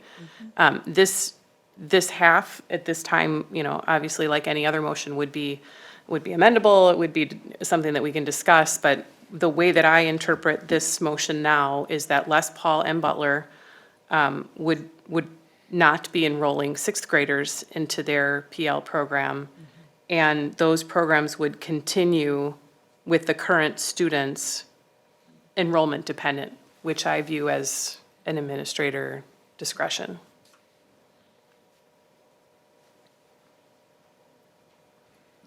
So that is currently an active seconded motion. So again, room for discussion. I'm looking around if anybody's interested in commenting. Mr. Zenobia? I have a clarification. So in both cases of Les Paul and Butler, then, while the motion would say they would continue with current students, that technically could end within a year's time if needed, correct? It wouldn't be for sure 2 years. Okay.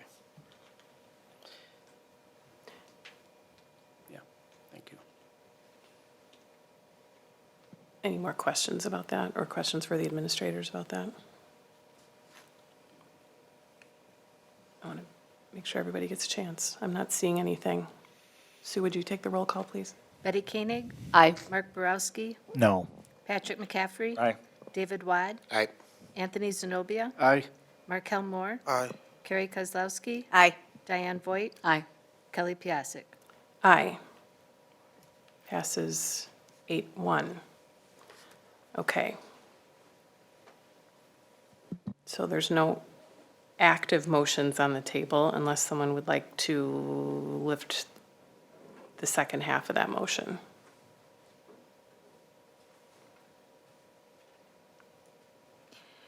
I motion to approve Phase 2 of the administration's recommendation as presented. So you want to lift the second half of that motion from the table? Yes. Just a point of parliamentary Yeah, clarification. yeah. So lifting it from the table is not a vote to support. No, it's just to bring it back into It's just- action. We're just voting to bring it back, right? Okay, thank you. Second. Thank you. There's no discussion on that, so Mrs. Ettinger, could you take the roll call, please? Carrie Kozlowski? Aye. 1 second. No, I'm right. Sorry, thank you. Just want to make sure. Carrie Kozlowski? Aye. David Wad? Aye. Betty Koenig? Aye. Patrick McCaffrey? Aye. Diane Voigt? Aye. Mark Borowski? No. Anthony Zenobia? Aye. Markel Moore? No. Kelly Piasek? Aye. Passes 7-2. So we now have the second half of the original motion back on the table and active.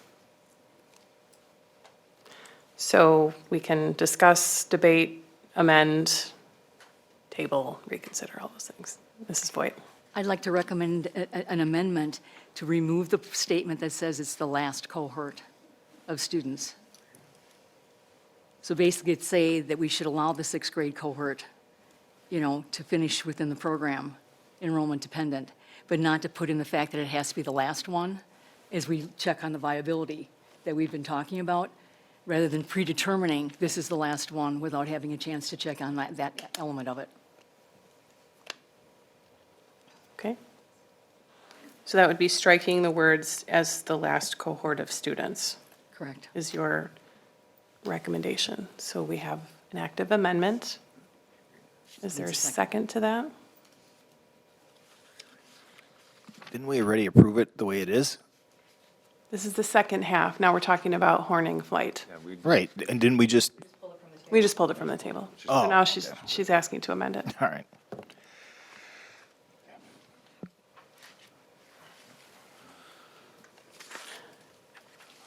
Not seeing anyone jumping at that. I don't know that there's necessarily a disagreement. Maybe it's just some confusion about where that gets us. Seeing a lot of thinking. Mr. Moore? No, it's okay. Okay. So without a second, it just stays the way it is. Why don't we talk? Let's reread the, Yeah. let's just reread it as you're going to want the motion to sound. Okay. Let's hear it. Horning Flight will enroll a sixth grade cohort for the 24-25 school year, and the term as the last cohort of students to finish within the program, enrollment dependent.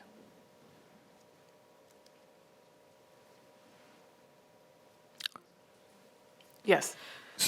So, in essence, this puts this back with administration to make the decision to sunset enrollment dependent,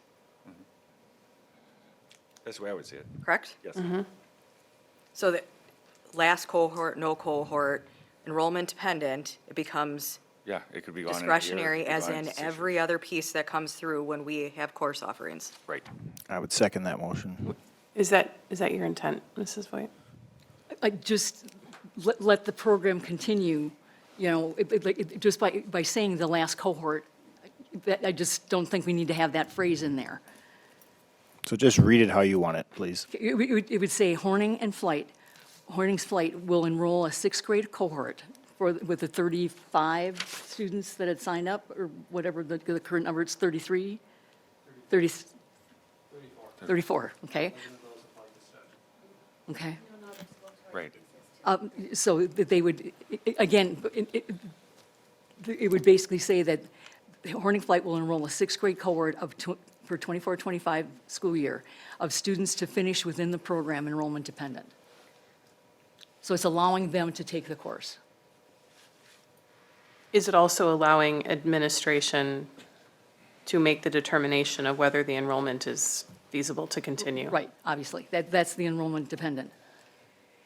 But it's not predetermining it has to be the last one. So I think we need to read it again, because I think you threw some questions in the statement. Can you read it exactly as you want it to read? I would want it to read, Horning Flight will enroll a sixth grade cohort for the 24-25 school year of students to finish within the program enrollment dependent.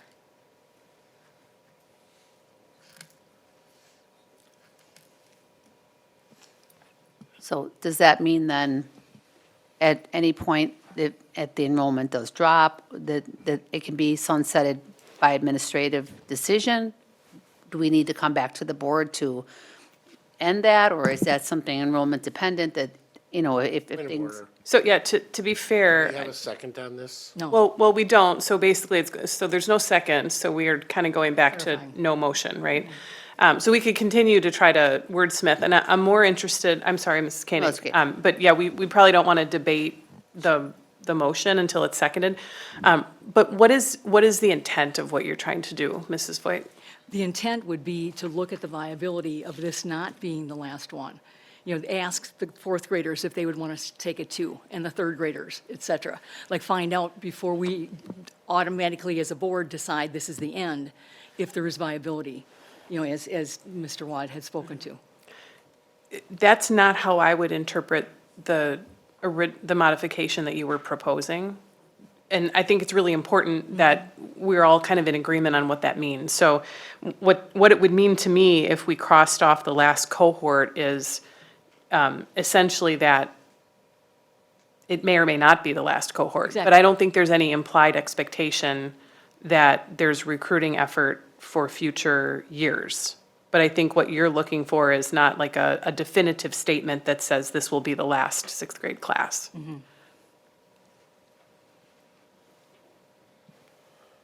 And I'm not seeing a second. Well, Well, think we're- there's, I think we're discussing before there was a second, which yeah, I think we is would, the we issue. would need a new motion at this point, and so that modification has not been seconded, so I think we would have to try something completely different. So we still have the action in front of us, which is as written, that sixth grade cohort would be the last cohort,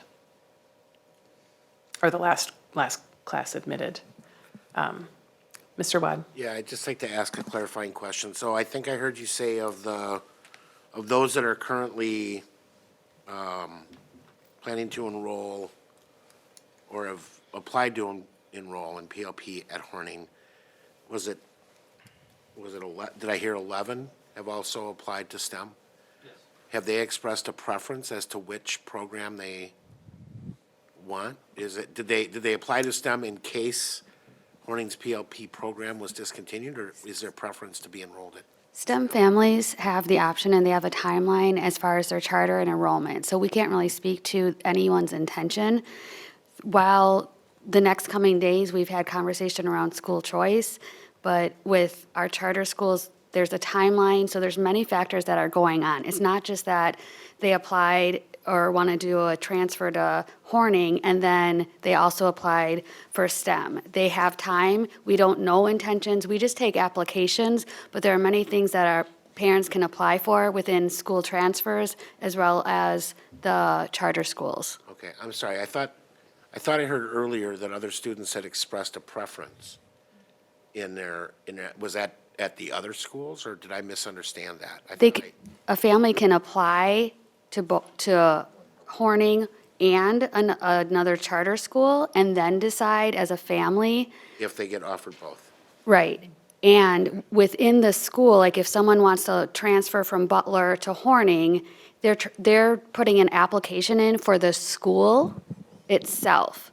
Okay. And sometimes within that, they say, yes, we would like to be a part of the personalized learning. So But bottom there's line all- is, we don't know whether they would prefer one versus the other. No, and some of that is going to work out over the next coming weeks. And then we have staffing conversations, as we always do, about, course selection, student-teacher ratio, to make determines for what the rest of the year looks like as far as staffing and preparing for the following year.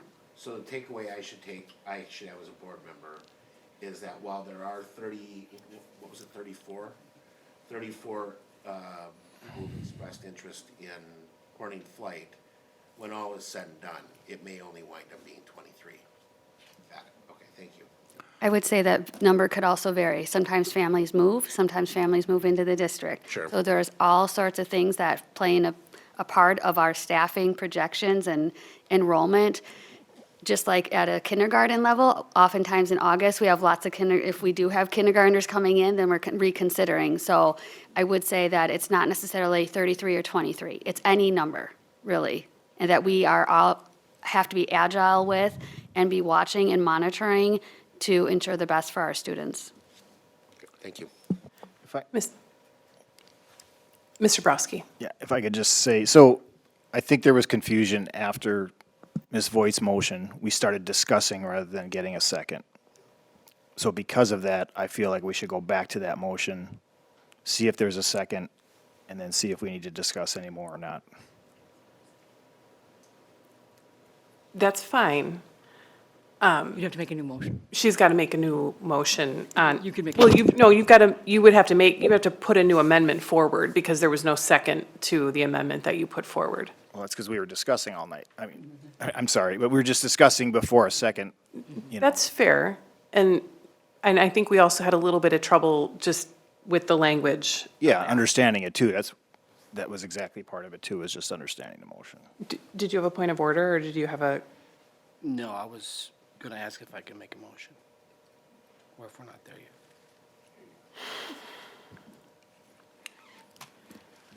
So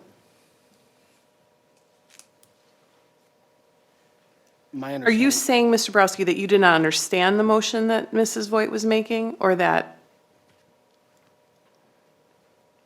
Yes, I think that was part of it, the clarity of it, or lack thereof, no offense, but we were trying to get clarity, and in that effort to get clarity, we continued to discuss and then said there was no second, where I think she needed to just give a motion, see if there's a second, and then we discuss.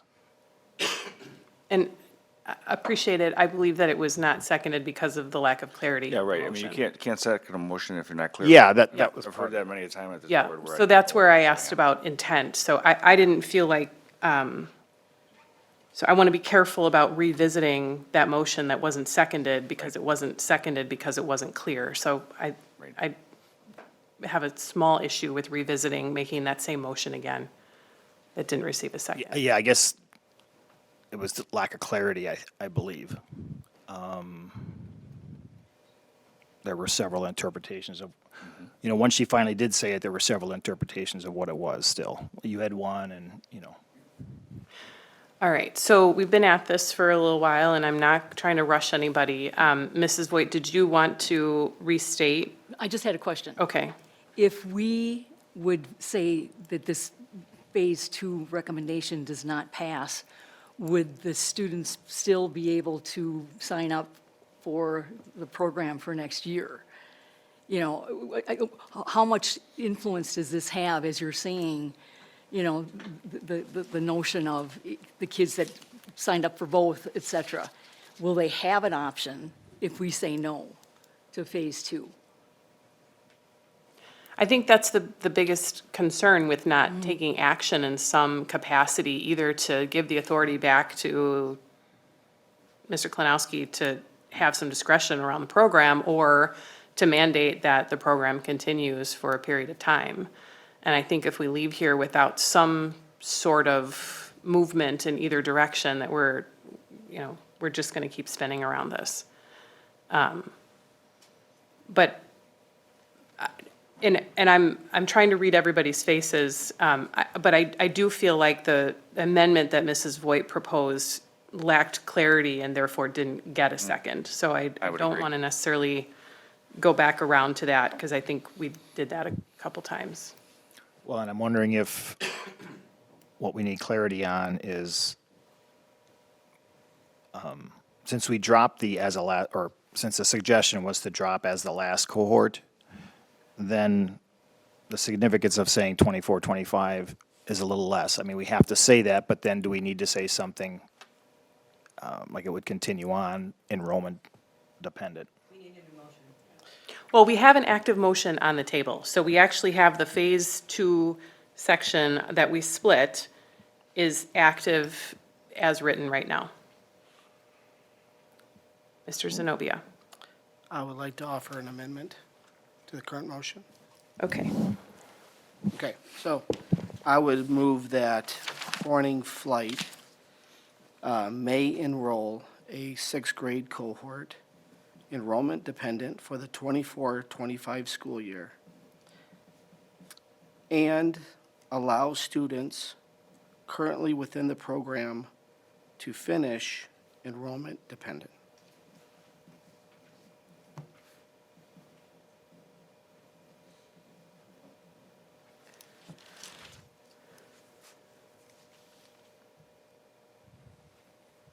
Would you be able to repeat that?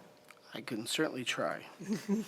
I would move that Horning Flight may enroll a sixth grade cohort, enrollment dependent, for the 24-25 school year, and allow students, I think I had. You said current students. Current students to finish within the program, enrollment dependent. Horning Flight may enroll a sixth grade cohort, enrollment dependent, for the 24-25 school year, and allow current students to finish enrollment dependent. That last part I may have stated two ways: finish within the program, enrollment dependent. I think Finish is within? Yeah, within the program. within the program. Trying to follow the language here as closely as I can. Mrs. Voigt. I would second that amendment. Okay, an amendment is debatable. So just for some, oh, go ahead. How is that amendment different than the original action of motion? Because I believe Phase 2 was to keep sixth grade for this next year in, and then the entire program became enrollment dependent. The reason I stated it that way was from the previous discussion we had in an attempt to clarify that. What I'm trying to do is to give administration the latitude to do what they must do depending on enrollment. So if the grade, the sixth grade that would be allowed does not materialize, for instance, the program could end sooner than even that. Now, I don't know that that will happen, doesn't sound like it will. It also allows the students that are currently there to continue if there's enough within the program.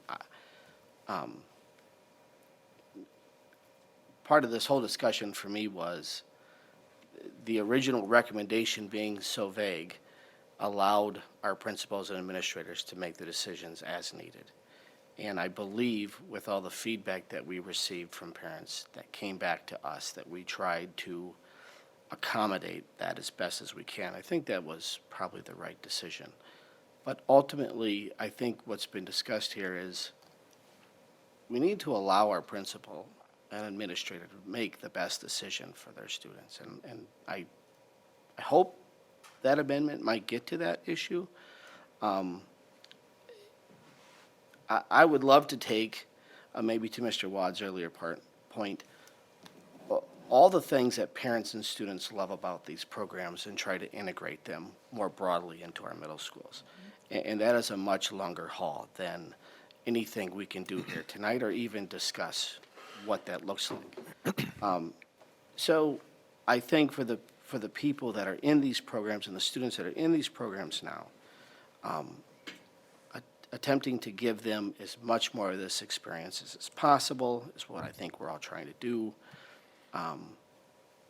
But we all know that the outcome must be that, you know, what's been put in place and worked toward is going to be ultimately a better solution for our middle school kids. So I hope that clarifies it and gives me No, a little understood. bit more latitude. And I think it's the key word, because I think Phase 2, May, was hard. I think in the initial action, right, or recommendation was a hard, we will admit now it is, we may, enrollment dependent on the entire 6th through 8th. Any further question? Is there anything in the documentation with these programs that didn't give the building administrator the ability to shut the program down? What's that language? Because we could have shut these down yesterday if they, right? Correct? That's correct. However, in an effort to be collaborative, I love With- collaboration. the leaders of this board, in response to our community, we wanted to forge a way forward that was collective together. I appreciate that. And I do agree that the building administrator should be running the buildings as they see fit. And I think that it was always our idea that these programs would be shut down by you guys if it wasn't working out. Which is why we didn't go as a charter school, because It's been extreme efforts to be aligned throughout the system and with the curricular adoptions of alignment and the curricular growth within that to align as a complete mid-level system and a secondary system to move forward. Those are very hard discussions and decisions, but something collectively we've gone through, and something that ultimately moving forward in our best possible interest for buildings, and each building has a little bit different story to tell. But it is always the ultimate effort to provide the best for our students moving forward. And those opportunities that have been discussed by many board members have been implemented to some degree at each site at different levels, and will continue to grow and to build with a consistency, new leaders in different positions, new staff members. I will say I've been in the position a little longer than my colleagues, and we've seen different things at different buildings, and that tells one story or not. But it's that alignment as a system that we're working towards to provide the best possible opportunity for our students. yeah, and I don't disagree with you, and I truly believe that. However, as we're going deeper down this rabbit hole, I don't think we should have had to. I think that, that program ain't working and it's time to go. And I can tell you right now, if a parent would have called me and said, Rob, shut the program down, I would say, well, let me call him and see what the deal was, and then I guarantee I probably would have supported you 100% on it. So I'm just putting that out there because everybody's talking about how this allows the administrators to make the decisions. When we originally set these programs up, we did not have anything in there that said the administrators could not shut these things down when they weren't working. I just want to make sure, because I don't remember anything like that. And historically speaking, I appreciate the trust and security Yeah, that you provide us right. to be able to do those things. Right. No, and that's, Bill Gates had a great saying, don't hire somebody you have to watch all the time. And we didn't hire people we need to watch. They'll make the best decision for the building. So, if our goal is to make sure that these administrators have control of the building, they do. There's nothing in these documents or anywhere in these academies that does not allow the principal to shut it down. The only person that I think that would be able to stop it is Mr. Siebert, correct? If they wanted to shut these programs down, you would be the final arbiter. Yes, and in this particular case, in working with them, this is the first time that we've had all three of them in alignment. And to Mr. Bennett's point, in my tenure, we're working much more as a system, and we're trying to have middle-level unity, high school unity, elementary unity. We're making major strides. I guess I didn't feel, like I talked about in TNL, that I could ultimately make that decision on my own. Okay. So that's the reason we felt like we needed to come through. Okay, through no, I understand. P&L. And Just so you know, if you would have made that decision on your own, you would have had no pushback from me. thank you. Mrs. Voigt and then Mr. Borowski. As I mentioned in my earlier comments, I really appreciate the fact that the administrative recommendation, when presented to the parents at the Horning meeting, you listened to the parents and gave them, the flight parents especially, a chance to continue to sign up if they wanted to.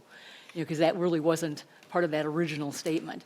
We've sort of evolved, through the course of these, and I think that it's really important that we did listen to the, amazing feedback from the parents about what they perceive as successes of the program, which we have to, hope we can continue in some modified form. Again, the definition of personalized learning has changed since the day it started, and I think our new definition of what it means at Flight can hopefully be something that is, in alignment with the curriculum and in alignment with all the things that we're finding out that we've maybe gone astray on, to make it a success. Mr. Borowski. All right, so just a comment and I think a question here. It might be moot in light of Mr. McCaffrey's statement. I think we all knew that all along, but that's what sort of made this whole process, I guess, kind of more convoluted or difficult, because it's like, do we really need to approve this anyway? In that second motion, or the motion that Mr. Zenobia gave, I just want to find out if we need to address a third group of students, because the two groups we're addressing are the ones that may enroll in 24-25 and the ones that are currently in the program. Do we need to address potentially 25-26 and anything after that? I think we're all kind of assuming it's just going to die before that, but I don't think we should. And I understand they have discretion, but as far as a motion goes and putting this back in their court, however you want to look at it, it seems like there's a third group of students that are out there that we haven't addressed. Mr. Wad. Yeah, so to your point, Mr. Borowski, that was kind of what I was driving at, right? Was that there is some group of students at the fourth grade level or below whose families may or may not want a personalized learning program like the ones that they, believe work at whatever middle school.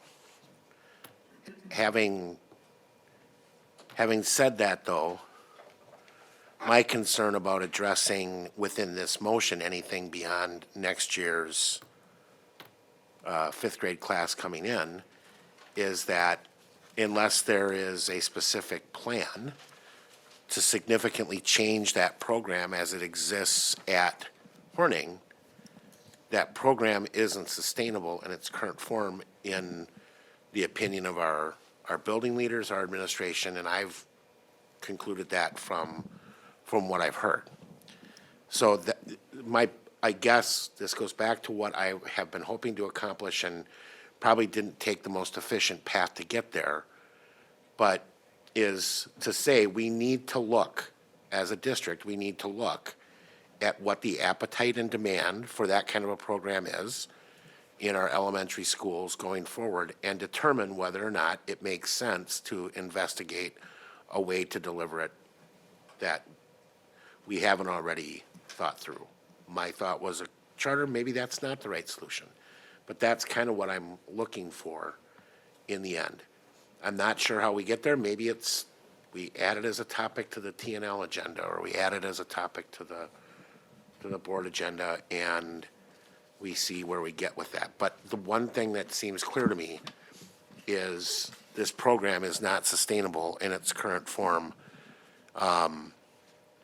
And I'm guessing that if the building leaders were, to ask to weigh in on this, they would say it probably shouldn't continue for 3 years. I'm not going to ask them to weigh in on that, but that's kind of what I assume.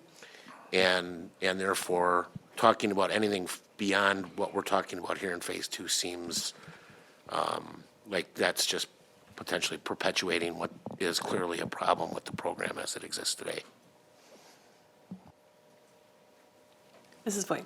Am I correct in remembering that they had talked about coming back every 6 months to give us an update on the things that were going to be happening? So that's when we can address that future, kind of concept. That this isn't a one and done. You guys are stuck coming back with us more and more. And that was something you all had offered to us the last time we discussed. It's the continue to reevaluate the best opportunities. Exactly. And what do those look like, after-school activities, different things. It's been talked about in elective, things like that, which take time to do, but it is an ongoing process to continually ensure the best product we can provide.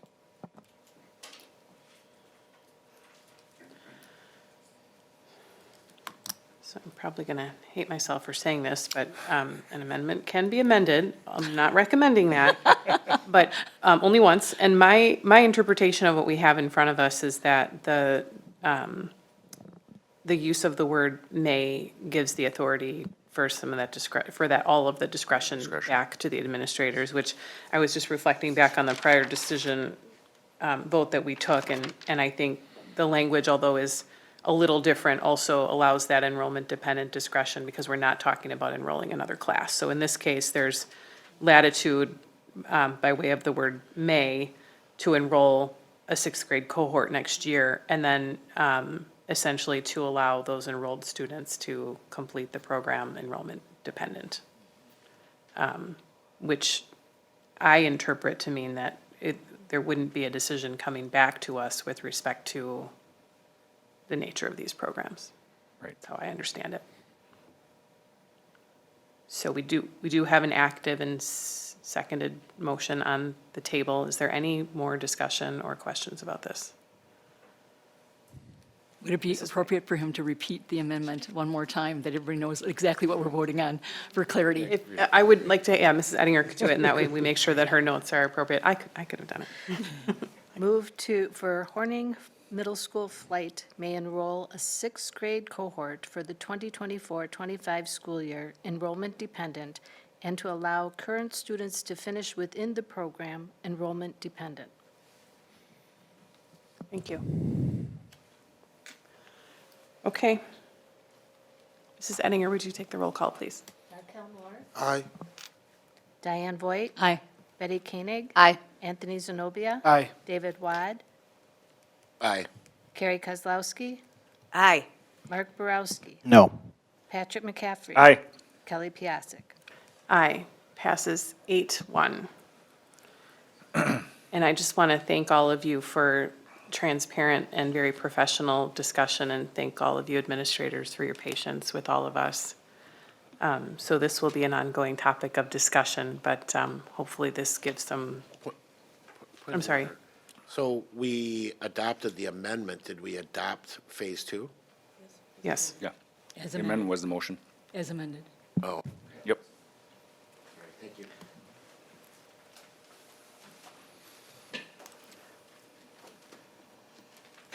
It's a good question. Let me just think about that for a second. You just Yeah, we did. just did. He amended it. We didn't vote on the full motion. Right, we didn't vote on the motion, just the Oh, yeah, no. That's fair. Thank you. No, Yeah. you're right. Yep, that's why you gave me pause for a second.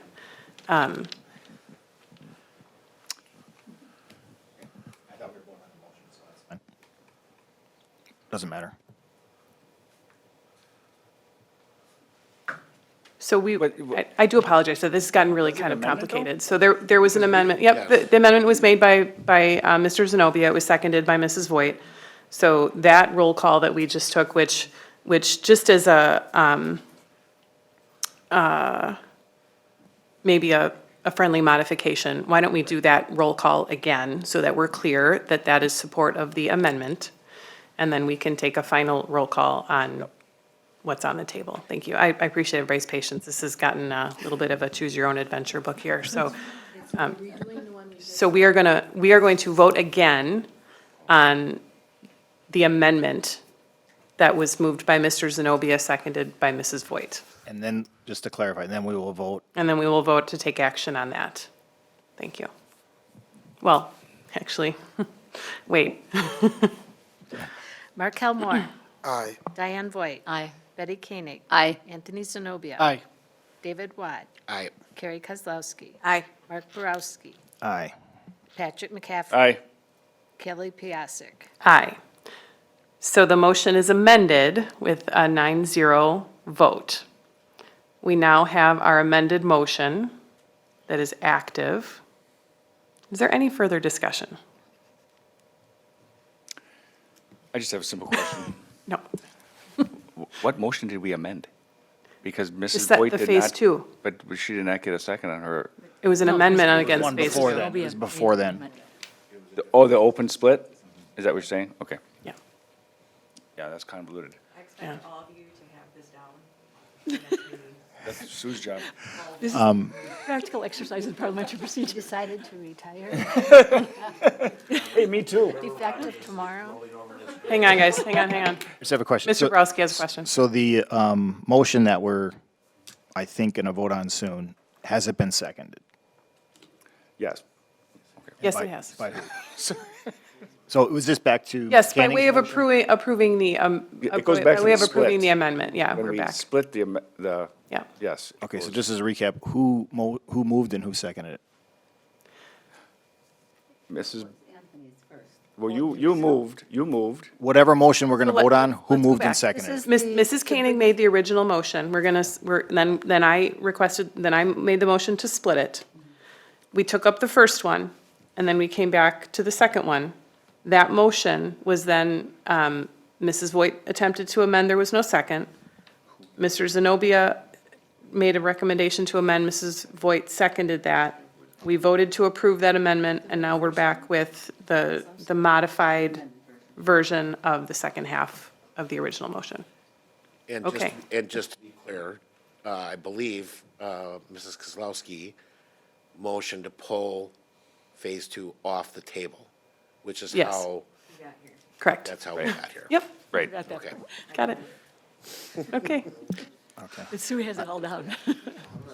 But we- Okay, is there any further discussion? All right, we can do this one more time. Mrs. Ettinger. So this current vote is to approve what we thought we already did. The amended but motion. The amended Phase two motion, as yes. amended. Thank you. The amended motion. Thank you, Approve Phase 2 as amended. yes. And so are we going back to the original motion of Koenig Kozlowski before it was split, as far as who's the motion and who's It the? was actually lifted by, So it's the one where it was lifted. Okay, so Kozlowski and Zenobia. Okay, perfect. David Wad, Aye. Markel Moore, Aye. Diane Voigt, Aye. Mark Borowski, No. Betty Koenig, I, Anthony Zenobia, Aye. Patrick McCaffrey. Aye. Carrie Kozlowski, Aye. Kelly Piasek. aye. Passes 8-1. Thank you again for all of your patience. Okay. All right, well, the good news and the bad news is that we're actually not done, and we have a few more committees to get through. Mrs. Koenig? Madam President, that concludes the Teaching and Learning Committee report. And you're on. Our next meeting will be held on Tuesday, February 6, 2024, at 7 p.m., following the Student Services meeting in the boardroom here at the Blair Administration Building. Thank you. Thank you, Mrs. Koenig. Thank you, everybody, for your patience with this, and thank you all for being here again. I'm willing to. Why are we dying? All right, we are now moving on to the Student Services Committee, Now I can go. given by Mr. McCaffrey. Alrighty, thank you, Madam President. The Student Services Committee met on January 2nd, 2024. We have one action item and one discussion item on the agenda this evening. The action item is the open enrollment projections or annual space determination. Jen Gennerman, Deputy Superintendent, shared the current 2024-25 forecasted enrollment space in the district. Per policy 5113, the board shall review its open enrollment program annually before the open enrollment application period for 2024-2025 school year, which runs between February 5th and April 30th of 2024. Wisconsin State Statute 118.51, Parent 5, Parent A1 requires every school board to act on space availability at their regular board meeting in January each year. State law also requires districts to declare the number of open seats at each grade level. The chart of complete open enrollment projections can be found in board docs. The projections are moved to the full board for approval, and I so move. Second. Any questions or discussion about open enrollment numbers? I just have one point. Yes. This used to come out of F&F, and we switched it to student services because student services deals with enrollment, so we thought it'd be more. I thought that was a really great fit for the Student Yep, Services for sure. Committee, so Yep. thank you for that. All right. Any comments? Okay, Mrs. Ettinger, would you take the roll call, please? Diane Voigt. Aye. Betty Koenig. Aye. Mark Borowski. Aye. Carrie Kozlowski. Aye. Patrick McCaffrey. Aye. David Wad. Aye. Markel Moore. Aye. Anthony Zenobia. Aye. Kelly Piasek. Aye, passes 9-0. Alrighty, my discussion information item is the role of school social workers. Last month, the role of the school psychologist was shared at the Student Services Committee meeting and then with the full board. In continuing the role of theme, Kathy Callahan and Mary Green, school social workers, and Mark Leonard, Director of Student Services, presented information regarding the role of a school social worker in the school district of Waukesha. The school social workers play a crucial role as part of the student services teams within the schools. Their primary focus is on addressing social, emotional, and behavioral issues that may impact a student's academic performance and overall well-being. Some of their key responsibilities include counseling and support, crisis intervention, advocacy, family engagement, attendance and truancy support, harm reduction strategies, and community outreach. The school district of Waukesha employs 11 full-time school social workers to serve our students and families. At future student services meeting, there will be a report on the role of school counselors. Just a teaser. Are there any questions or discussion? Mrs. Voigt. I just wanted to share that if anyone did not hear that presentation, it was very, very well done.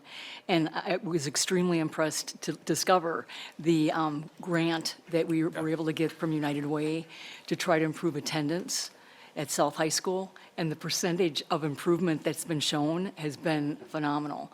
So I just think that that success story needs to be, brought attention to because it's really impressive. Yeah, I would agree. We have great people working in our district, and 11 of them are social workers, for sure. Anything else? Alrighty. The Student Service Committee will meet again on Tuesday, February 6th at 6 PM. And Madam President, this concludes my report. Thank you. All right, our last committee this evening is the Human Resources and Compensation Committee, which will be presented by Mr. Browski. All right. This will be short. So there were no action items for approval this evening that weren't already on the consent agenda.